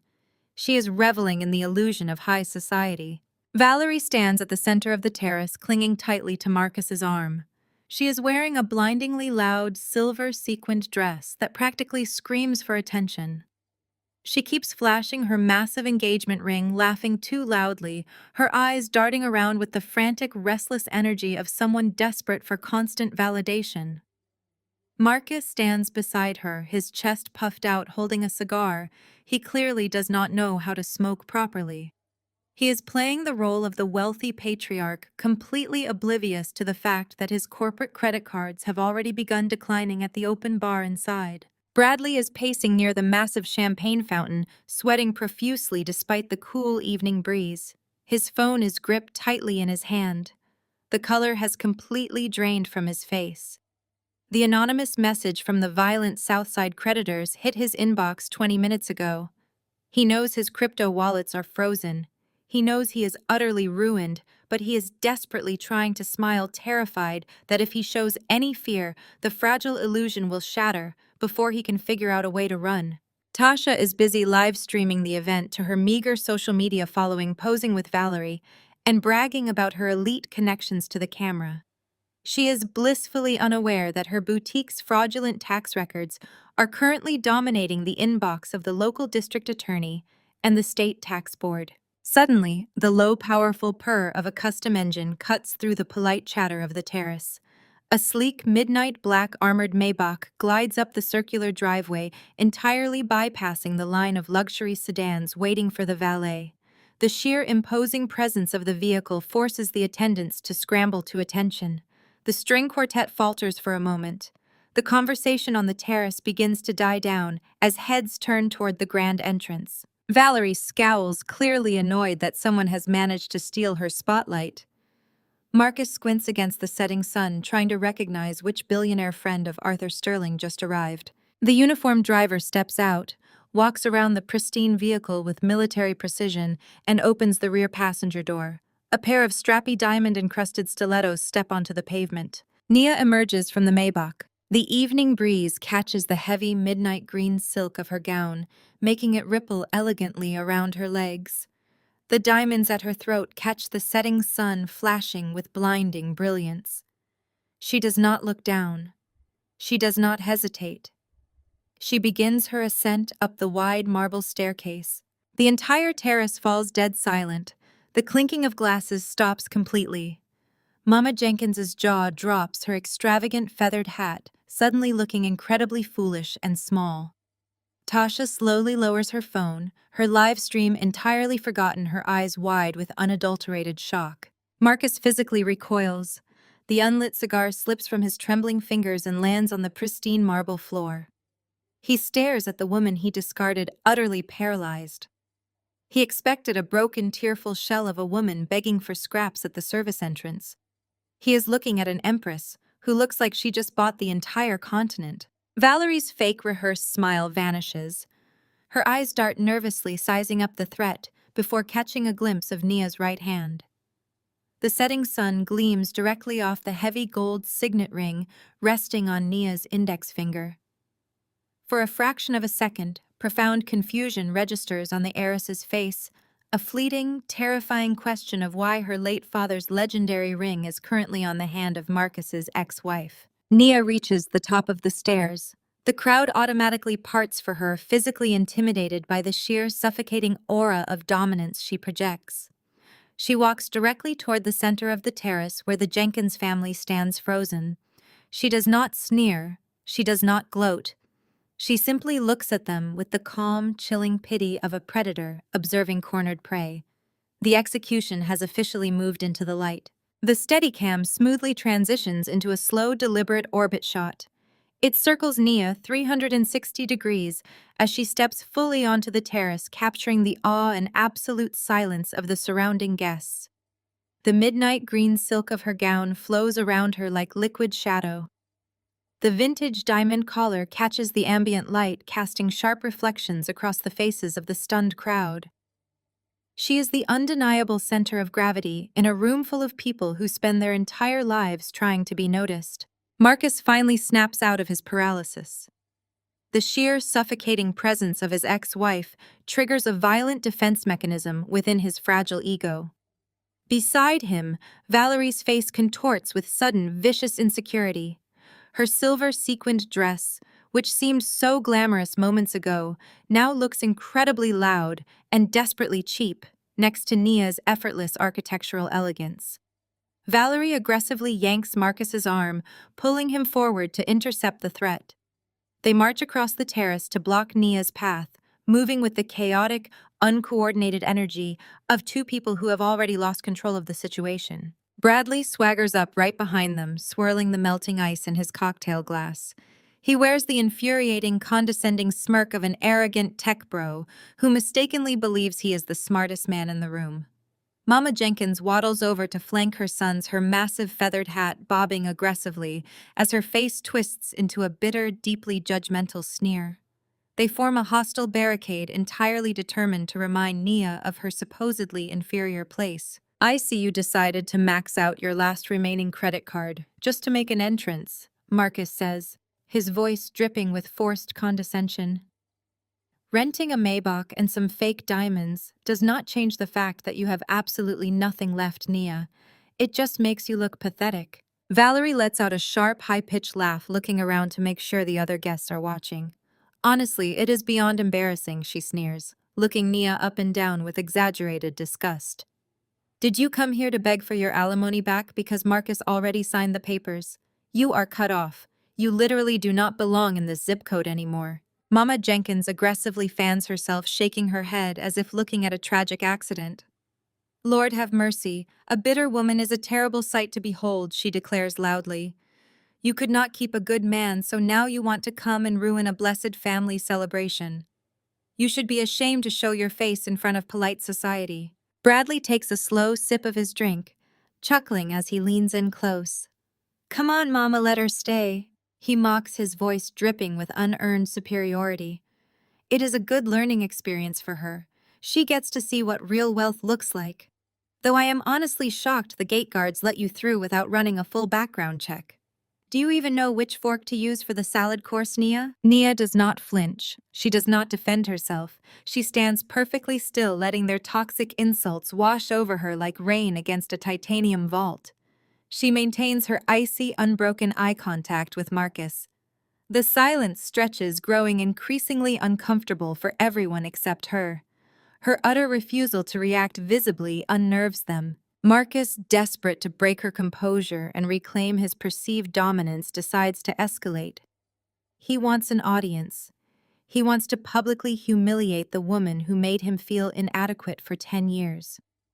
He takes a step forward and raises his voice deliberately, projecting his words so that the entire terrace, including several high-ranking executives from Sterling Global who are attending as Valerie's guests, can hear every single word. "Listen to me very carefully, because I am only going to say this once." Marcus booms, his voice echoing over the quiet string quartet. "You are completely delusional. You signed away the house, you signed away the accounts, and you walked away because you finally realized you could never compete in my world. I am marrying the future CEO of Sterling Global Industries. I am stepping into a level of power you cannot even begin to comprehend. So take your rented dress and your rented car and leave before I have security throw you out on the street where you belong." He points a trembling finger toward the exit, breathing heavily, entirely satisfied with his grand public declaration. He believes he has just delivered the final crushing blow. He looks around the terrace, expecting nods of approval and whispers of support from the wealthy guests. Nia allows his voice to fade into the cool evening air. She waits until the silence is absolute. She does not raise her voice to match his. She does not need to. True power never has to shout. When she finally speaks, her tone is quiet, smooth, and lethal, forcing everyone on the terrace to lean in with breathless anticipation. "You always did have a terrible habit of celebrating before the ink was dry," Marcus, Nia says, her voice slicing through the tension like a scalpel. "You stand here bragging about a kingdom you do not own, funded by money. You do not have standing beside a woman who has absolutely no idea that her own father considered her an incompetent liability. Valerie's face drains of color. How dare you speak about my father? She hisses. Stepping forward, her hands balled into tight fists. My father built an empire and it belongs to me. Nia slowly shifts her gaze to Valerie. The cold obsidian depths of her eyes strip away the heiress's bravado in an instant. Your father built an empire, Nia corrects her voice ringing with absolute terrifying authority. But he knew exactly what you were. He knew about the hidden rehab stints. He knew about the erratic behavior. And he knew that handing you the keys to his legacy would be a catastrophic mistake. He loved you, Valerie, but he did not trust you. And he certainly did not trust the parasitic mid-level manager you decided to attach yourself to. Marcus steps in front of Valerie, his face flushing dark red with rage. Shut your mouth, he commands, his voice shaking. You know absolutely nothing about Sterling Global. You are a glorified accountant. Nia's lips curve into a slow, chilling smile. She raises her right hand, placing it delicately against her collarbone. The setting sun catches the heavy, solid gold signet ring on her index finger, illuminating the unmistakable centuries-old Sterling family crest. Valerie stops breathing. Her eyes lock onto the gold ring, her pupils dilating in pure, unadulterated horror. She recognizes it immediately. It is the ring her father never took off. The ring he swore would only be passed down to the true guardian of his legacy. I know exactly how Sterling Global operates, Marcus Nia whispers, stepping into his personal space. Because as of 6 hours ago, when Arthur Sterling's Shadow Trust was officially activated, I became the sole irrevocable executor of his entire controlling stake. I do not just know about this company, I own it. And by extension, I own you. The color completely vanishes from Marcus's face. He stares at the ring, the blood rushing in his ears, deafening him to the gasps of the surrounding guests. He looks from the ring to Nia's face, and in that agonizing, breathless second, the terrible reality of his situation finally crashes down upon him. He realizes he has not outsmarted his ex-wife. He has walked willingly into a flawlessly executed slaughter. The camera snaps into a tight, rapid shot, reverse shot sequence, alternating between the manic, unraveling arrogance on Marcus's face and the absolute glacial stillness of Nia's eyes. For 3 agonizing seconds, Marcus stares at the heavy gold crest on her finger. His brain hits a solid wall of pure cognitive dissonance. The reality of what that ring signifies is too massive, too catastrophic for his fragile ego to process. Confronted with his own impending doom, his mind violently rejects the truth. Denial floods his system, manifesting as a sudden, harsh bark of laughter that cuts through the dead silence of the country club terrace. He steps forward, puffing his chest out desperately, trying to physically tower over her. The camera shoots him from a low angle, emphasizing his aggressive posturing, then immediately snaps back to a high-angle shot over his shoulder, showing Nia entirely unbothered, her posture perfectly aligned. Marcus points a trembling, accusatory finger at the signet ring. Nia, look at you. Marcus sneers, his voice escalating into a frantic theatrical pitch designed for the surrounding audience. You are trying so hard to look rich to cover up your pathetic reality.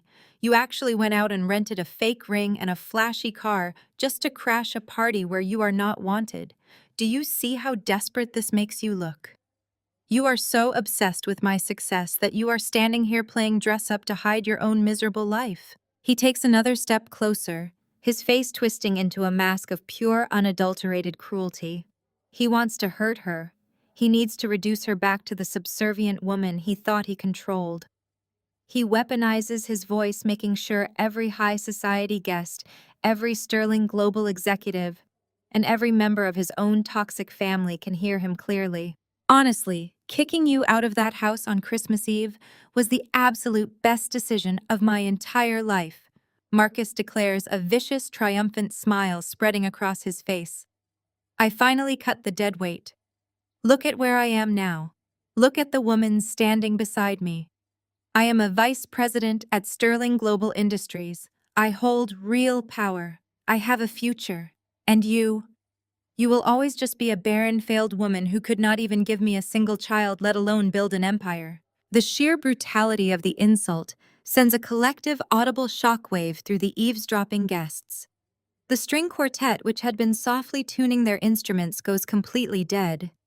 The silence on the terrace is absolute, heavy and suffocating. Even Mama Jenkins and Bradley momentarily stiffen at the public viciousness of the attack, though Mama Jenkins quickly recovers, nodding her feathered hat in silent agreement. The camera holds steady on Nia. She does not gasp. She does not physically recoil. The insult, specifically engineered to shatter her deepest vulnerabilities, simply ricochets off her titanium composure. She spent years mourning the children they could not have, carrying the agonizing weight of those failed IVF treatments, while Marcus secretly funneled their medical funds to his mistresses. His words do not hurt her anymore. They simply eradicate any lingering shred of mercy she might have held for him. Valerie, emboldened by Marcus's aggressive delusion, steps up to join the verbal execution. She crosses her arms, her silver sequined dress, catching the patio lights as she glares at Nia with absolute aristocratic disdain. She is a woman who has never been told no, entirely convinced that her inherited wealth makes her untouchable. "I do not know what kind of delusional fantasy you are living in," Valerie says, her voice echoing with toxic elitism. "But my father would never hand his legacy to a nobody from the suburbs. You do not have the pedigree, you do not have the education, and you certainly do not have the class to even stand on this terrace.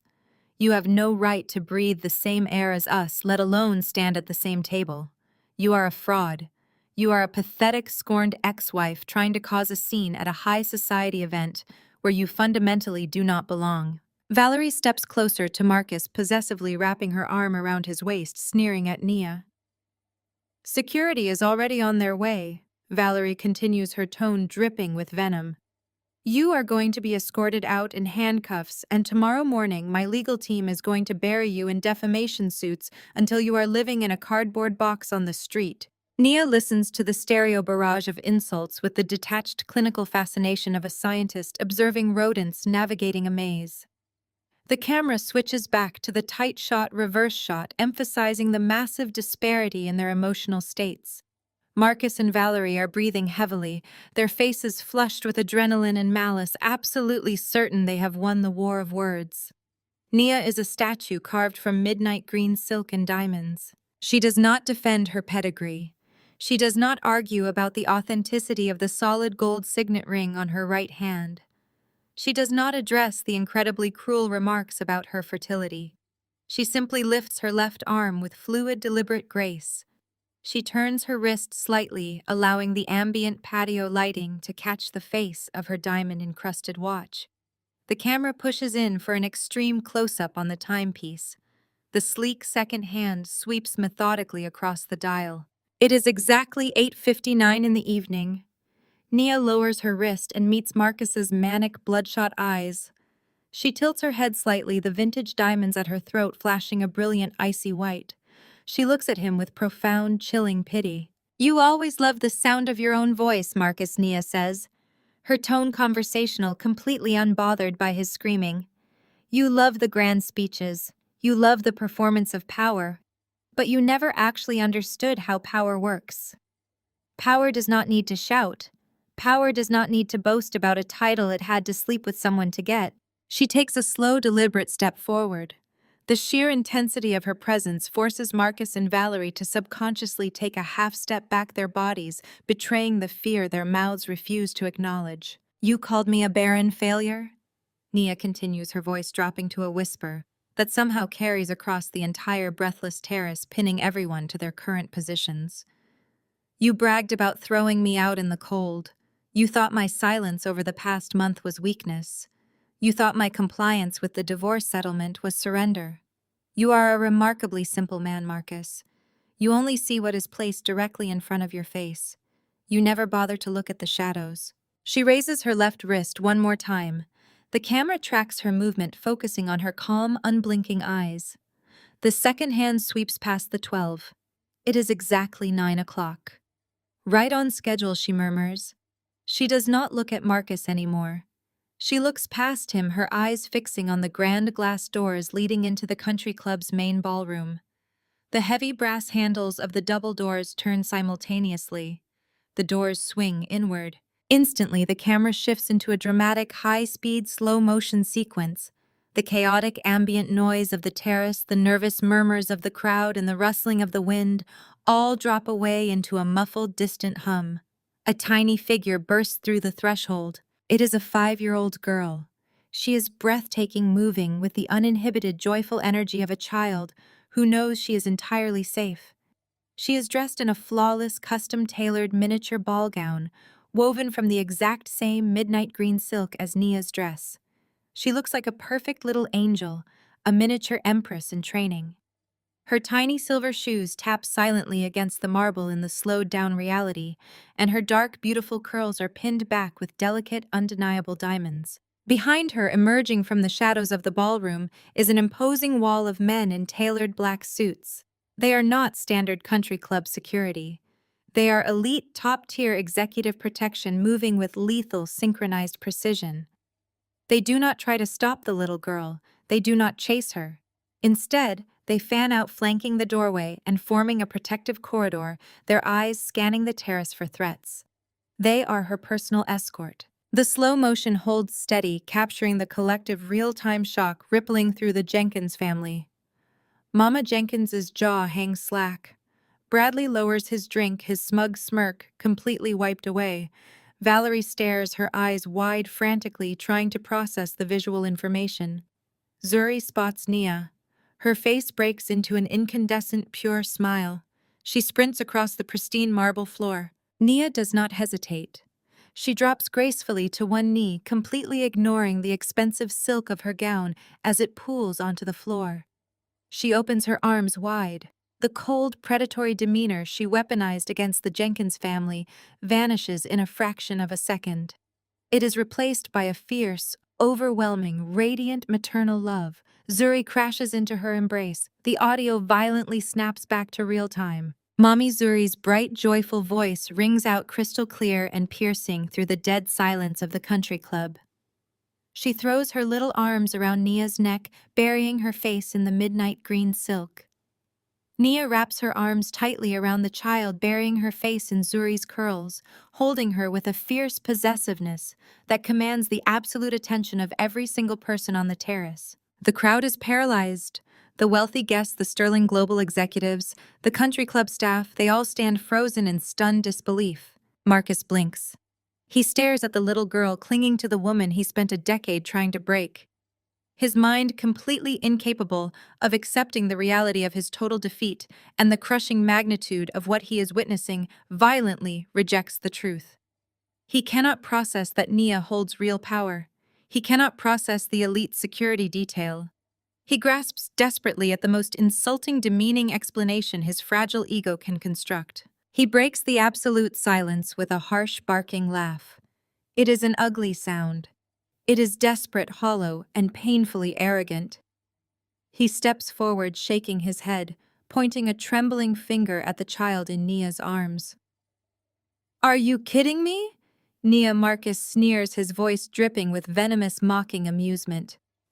"Is this the grand finale?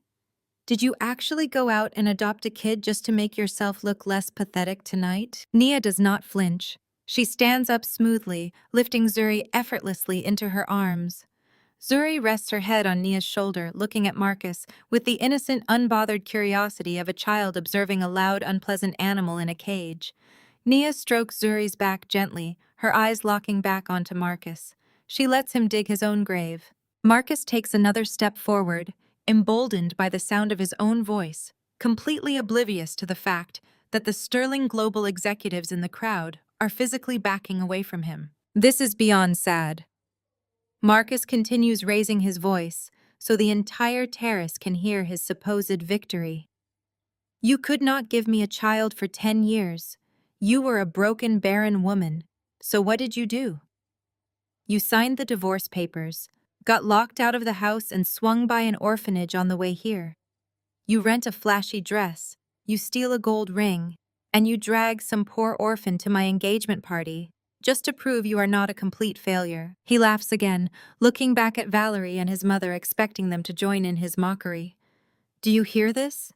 She is trying to play house to compete with me. Did you hire those rent-a-cops by the hour to make your little prop child look important? Mama Jenkins lets out a sharp, cruel cackle, clapping her hands together. Lord, the desperation is just embarrassing, she shouts, pointing her fan at Nia. Buying a baby will not buy you a husband, honey. You are still just a sad, lonely woman trying to ruin my son's blessed night. Bradley chuckles, shaking his head. Tech money cannot buy you a personality, Nia, but I guess it bought you a quick adoption. Too bad you are still totally unfit for this tax bracket. Marcus turns back to Nia, a vicious, triumphant smile spreading across his face.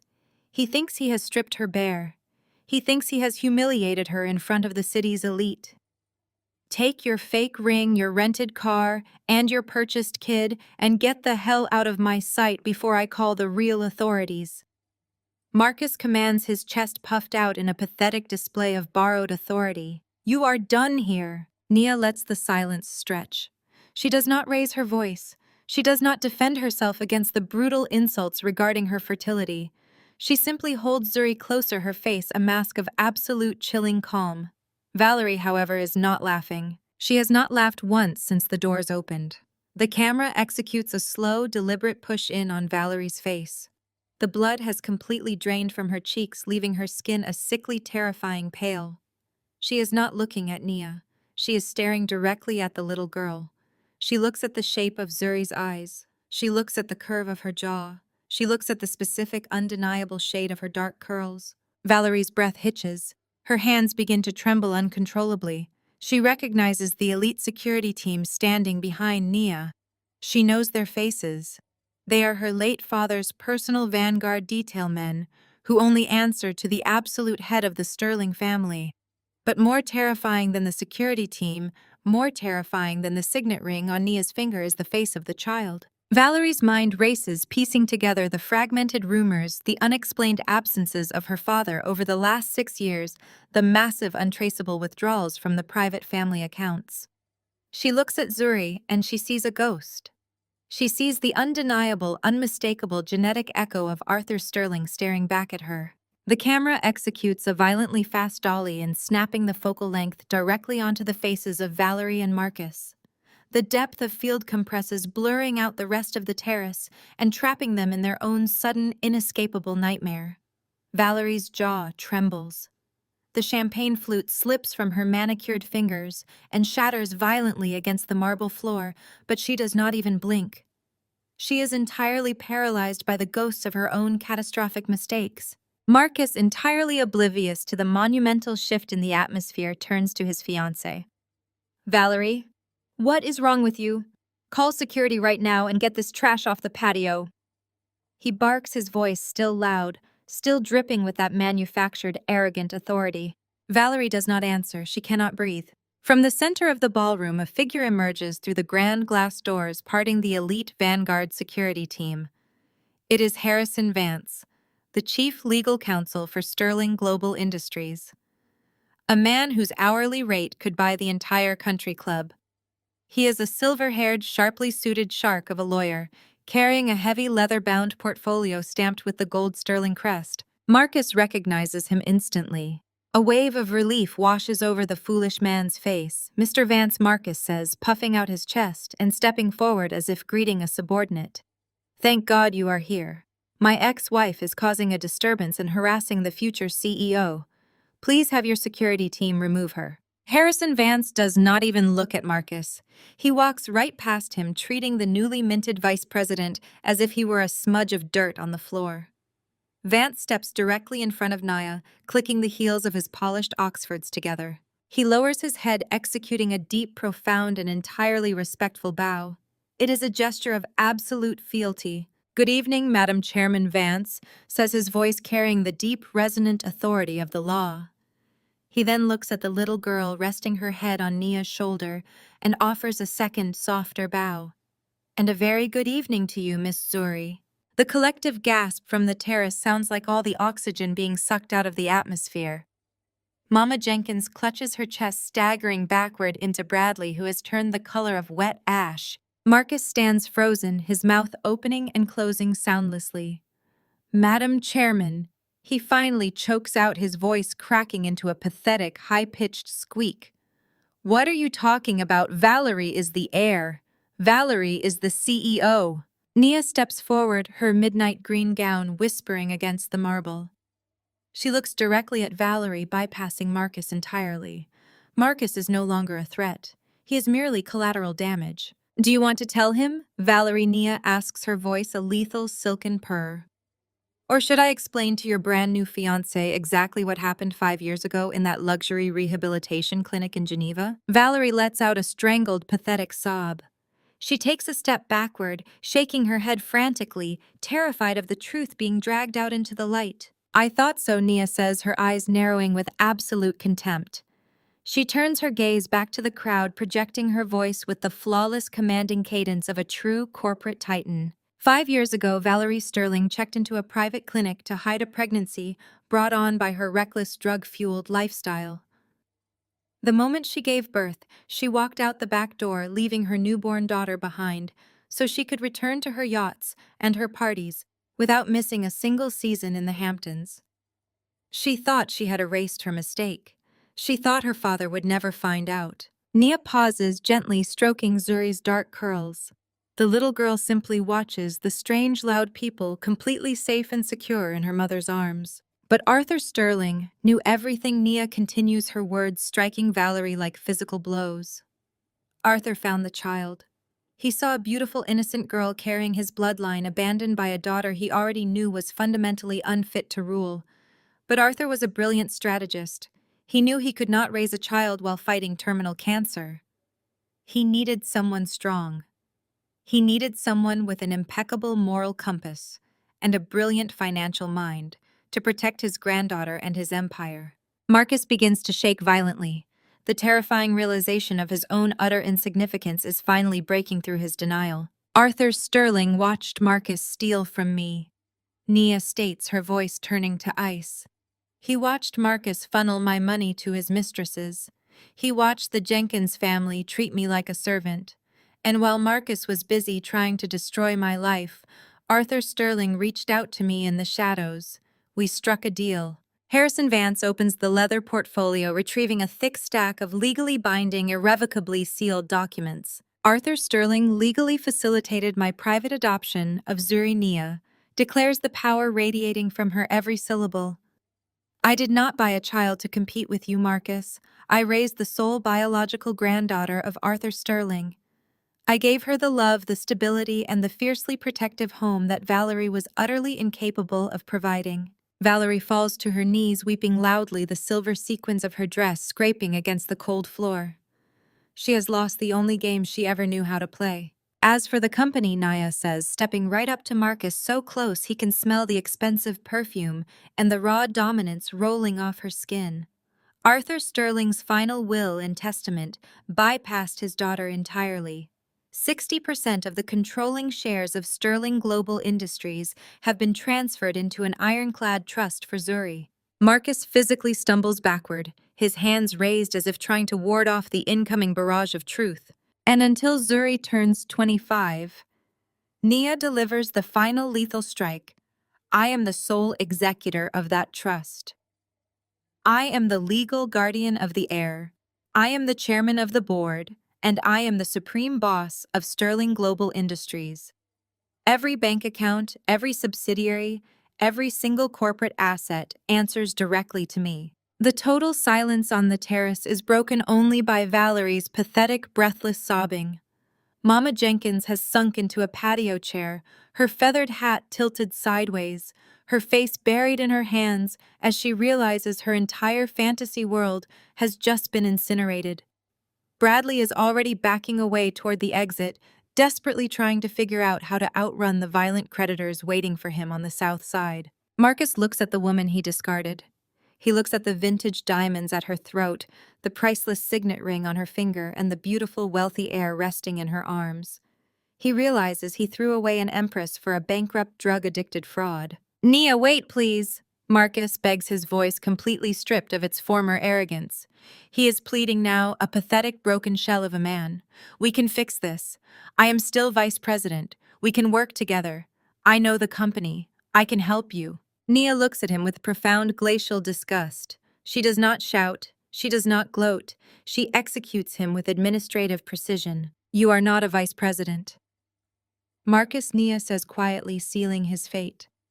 As my first official act as chairman, I am terminating your employment with Sterling Global Industries effective immediately.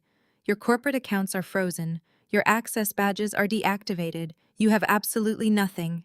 You are nothing. She turns her attention to the elite Vanguard security team waiting silently by the doors. Escort Mr. Jenkins and his family off my property.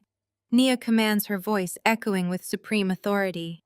If they resist, involve the local authorities. Nia turns her back on them, adjusting Zuri in her arms, walking gracefully toward the ballroom to claim her rightful throne. She leaves Marcus, Valerie, and the entire Jenkins family completely destroyed in the darkness, stripped of their wealth, their pride, and their dignity exactly as they deserved. The camera drops into a stark, extreme low angle, gazing up at Nia. Against the backdrop of the darkening evening sky and the imposing architecture of the country club, she towers over the terrace like a monument of absolute retribution. The midnight green silk of her gown cascades downward, framing her as an untouchable force of nature. Wait. Nia's voice slices through the cool night air just as the elite Vanguard security team reaches out to seize Marcus by the arms. The guards freeze instantly, stepping back with military precision, but remaining coiled and ready to strike. Marcus gasps for air, his chest heaving, a fleeting, pathetic glimmer of hope flashing in his bloodshot eyes. He thinks she is offering a reprieve.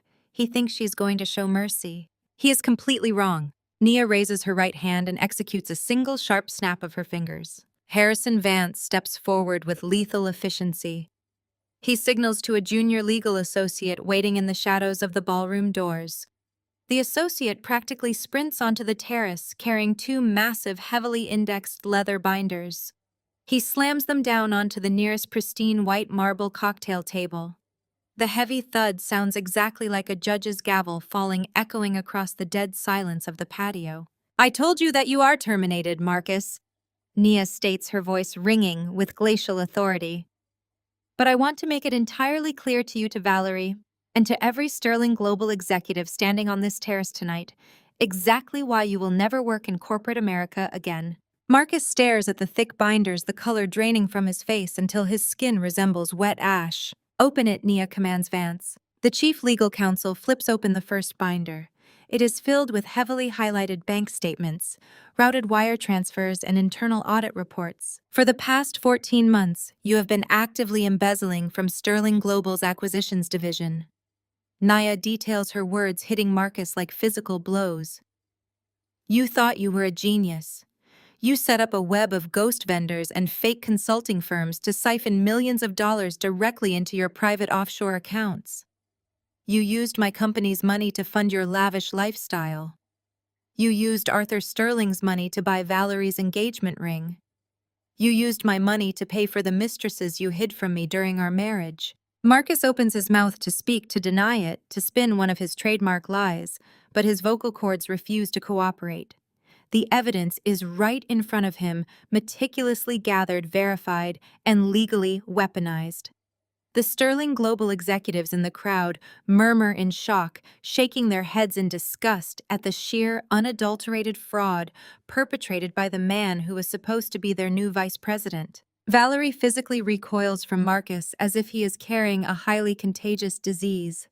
Her hands fly to her mouth, staring at the engagement ring on her finger with sudden violent revulsion.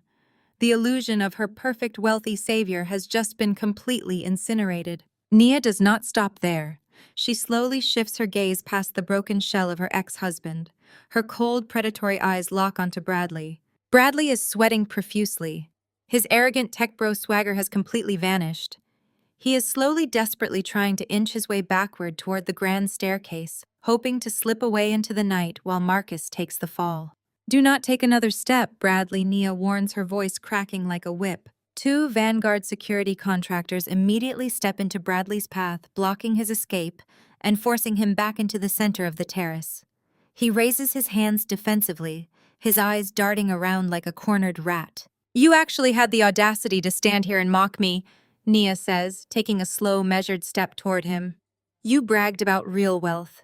You bragged about your crypto empire. But you are just a glorified criminal playing on a computer in a tailored suit.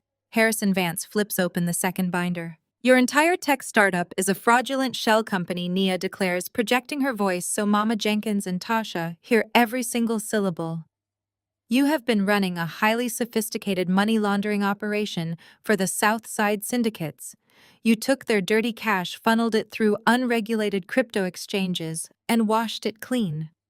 And you were arrogant enough to use Tasha's struggling fashion boutique as one of your primary cleaning terminals. Tasha lets out a piercing, terrified shriek. She drops her smartphone, the screen shattering against the marble floor.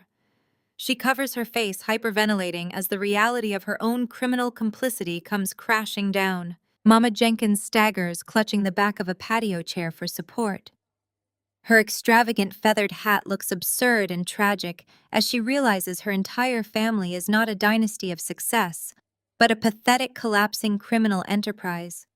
Both of her golden sons are entirely ruined. You routed millions of dollars of cartel money through your own sister's business. Nia continues, her eyes locked on Bradley's terrified face. And when you lost a massive portion of their funds in a bad trade last week, you panicked. You thought Marcus marrying into the Sterling family would give you the leverage to pay them back. You thought you could hide behind Valerie's money. Bradley is shaking his head rapidly, tears welling in his eyes. Nia, please. He begs, his voice cracking into a high-pitched whine. You do not understand the people I owe money to. They are going to kill me. You have to help me. We are family. Nia simply looks at him, her expression carved from stone. Family, she repeats the word, dripping with venomous irony. She turns slowly, ensuring she takes in the sight of Marcus, Bradley, Tasha, and Mama Jenkins.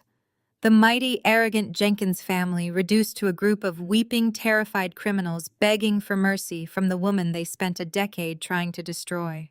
Nia gently adjusts Zuri in her arms, securing the little girl who will inherit the earth. The camera pushes in for a tight, intense close-up on Nia's face. The ambient light catches the sharp, dangerous curve of her smile. You stood right there just a few minutes ago, Marcus. Nia says, her voice a soft, lethal purr that carries the weight of a death sentence. You looked me in the eye and loudly proclaimed that discarding me on Christmas Eve was the absolute best decision of your entire life. She pauses, letting the absolute finality of the moment sink into his bones. Let us see if handing you and your arrogant brother over to the FBI turns out to be mine. Nia turns her back on the wreckage. She signals the security team with a brief, dismissive nod. The Vanguard contractors immediately move in, grabbing Marcus and Bradley by the arms, dragging the kicking, screaming men toward the exit. The wails of Mama Jenkins and Valerie fade into the background as Nia walks gracefully through the grand glass doors, stepping into the brilliant light of the ballroom to claim her empire. Marcus drops heavily to his knees, the sound of his hands striking the polished marble floor echoing like dry bones snapping. The crushing gravity of reality finally breaks through his shattered ego. All the manic arrogance, the theatrical posture, and the vicious, conditional pride he had weaponized against Nia for a decade completely evaporate. He looks up at her from the floor, his face twisted into a mask of pathetic, sniveling desperation, his eyes wide with the terror of a man watching his entire life catch fire in real time. Nia, please, Marcus gasps, his hands trembling as he reaches out toward the hem of her midnight green gown, not daring to actually touch the fabric. Please listen to me. I made a mistake. A terrible mistake. I was blind. I was stupid. We were married for 10 years, Nia. You know me. You know my heart. You cannot do this to me. You cannot hand me over to the feds. It will destroy me. It will ruin our family name. Think of everything we built together. Nia stands perfectly still, holding Zuri tightly against her shoulder. She watches him crawl on the floor with the cold, detached fascination of an executioner checking the alignment of a blade. His words do not penetrate her armor. The tears of a predator caught in his own trap carry zero currency in her world. Beside him, Valerie goes completely feral. The sudden total loss of her inheritance, her pedigree, and her untouchable high society status causes her mind to violently snap. She lunges toward Nia, her fingers curved into claws, her expensive silver sequined gown ripping at the seams as she screams with a manic, unhinged fury that shocks the eavesdropping guests. "You p-" Valerie shrieks, her voice cracking into a high-pitched, terrifying wail. "You stole her from me. You stole my father's company. Zuri is my daughter. She belongs to me. You are a fraud, a pathetic, calculating suburban nobody who crawled into my family's house to rob us blind. You cannot take what is mine. I am a sterling. I will kill you. I will tear your eyes out." Before Valerie can even close the distance, two massive Vanguard security contractors step into her path with terrifying speed. They catch her by the arms mid-lunge, neutralizing her weight instantly. They twist her arms behind her back, pinning her to the marble floor. Valerie thrashes wildly, screaming obscenities, her perfect blonde hair dragging through the shattered glass of her dropped champagne flute. Seeing her children completely dismantled, Mama Jenkins breaks away from the patio table. Her fragile performance of high society elitism vanishes, replaced by a raw, desperate instinct to manipulate. She runs across the terrace, her heavy feathered hat flying off her head, as she throws herself onto the floor at Nia's feet. She wraps her arms tightly around Nia's silver-buckled shoes, sobbing loudly, unleashing the grand theatrical performance of religious guilt she had used for decades to control her family. "Nia, my sweet child. Please, Mama." Jenkins wails, her face covered in tears and running mascara as she squeezes Nia's ankles. "Forgive them. In the name of the Lord Jesus Christ, I beg you for mercy. We are all sinners in the eyes of God.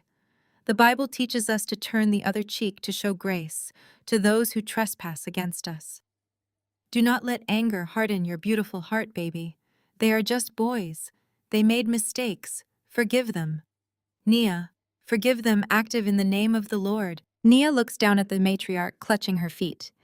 The camera remains in a low angle, emphasizing Nia's towering absolute dominance over the weeping family. Slowly, deliberately, Nia steps backward, pulling her shoes completely out of Mama Jenkins's desperate grip. She looks at the older woman with an unblinking, glacial gaze that carries the weight of an absolute final judgment. "God may have mercy on them."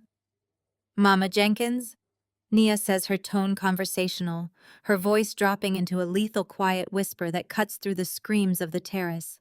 "God may forgive them, but the Federal Bureau of Investigation will not." Right on cue, the heavy doors to the country club terrace are violently thrown open one final time. A dozen federal agents in tactical gear, their jackets emblazoned with the bright yellow letters of the FBI, flood the patio. They move with terrifying synchronized speed, drawing their weapons and commanding the crowd to freeze. The upscale guests partition themselves, screaming and scattering as the feds sweep past the tables, ignoring the sterling global executives and focusing directly on the center of the patio. Marcus Jenkins. Bradley Jenkins, the lead agent, shouts, his voice carrying the absolute finality of the law. "You are under arrest for grand larceny, embezzlement of corporate funds, and federal money laundering. Hands behind your backs now." The contractors release their grip just enough for the federal agents to slam Marcus and Bradley onto the cold marble floor. The sharp, mechanical click of steel handcuffs snapping into place echoes across the breathless terrace.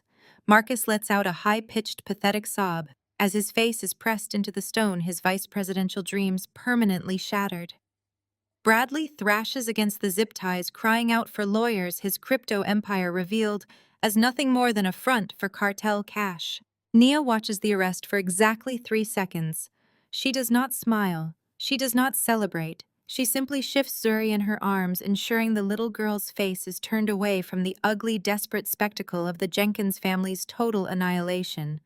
The camera begins a smooth, deliberate dolly-out sequence, slowly retreating onto the lawn, leaving the absolute chaos, the flashing red and blue police lights, and the screaming family behind in the distance. Nia turns her back on the wreckage. She takes Zuri by her tiny, soft hand, letting the little girl walk beside her. Together, the mother and daughter step away from the country club, walking into the clean, crisp night air, heading toward the waiting luxury vehicle. Nia does not look back. Not once. She does not afford them a single lingering glance. She has completely excised them from her existence. She looks straight ahead into the darkness, her eyes fixing on the city skyline gleaming in the distance. Her face is a picture of absolute, unshakable peace. You never need to dirty your own hands to get revenge. Nia says, her voice serving as the definitive final voiceover of the story, clear, calm, and resonant with ultimate power. You do not need to fight them in the mud. Just climb to the absolute top of the mountain. Stand on the highest peak of your own success and watch the people who once tried to croot you down inevitably bury themselves in the bottomless pit of their own greed. The car door closes with a solid, heavy thud. The engine roars to life and the taillights disappear down the winding drive. The camera cuts to black.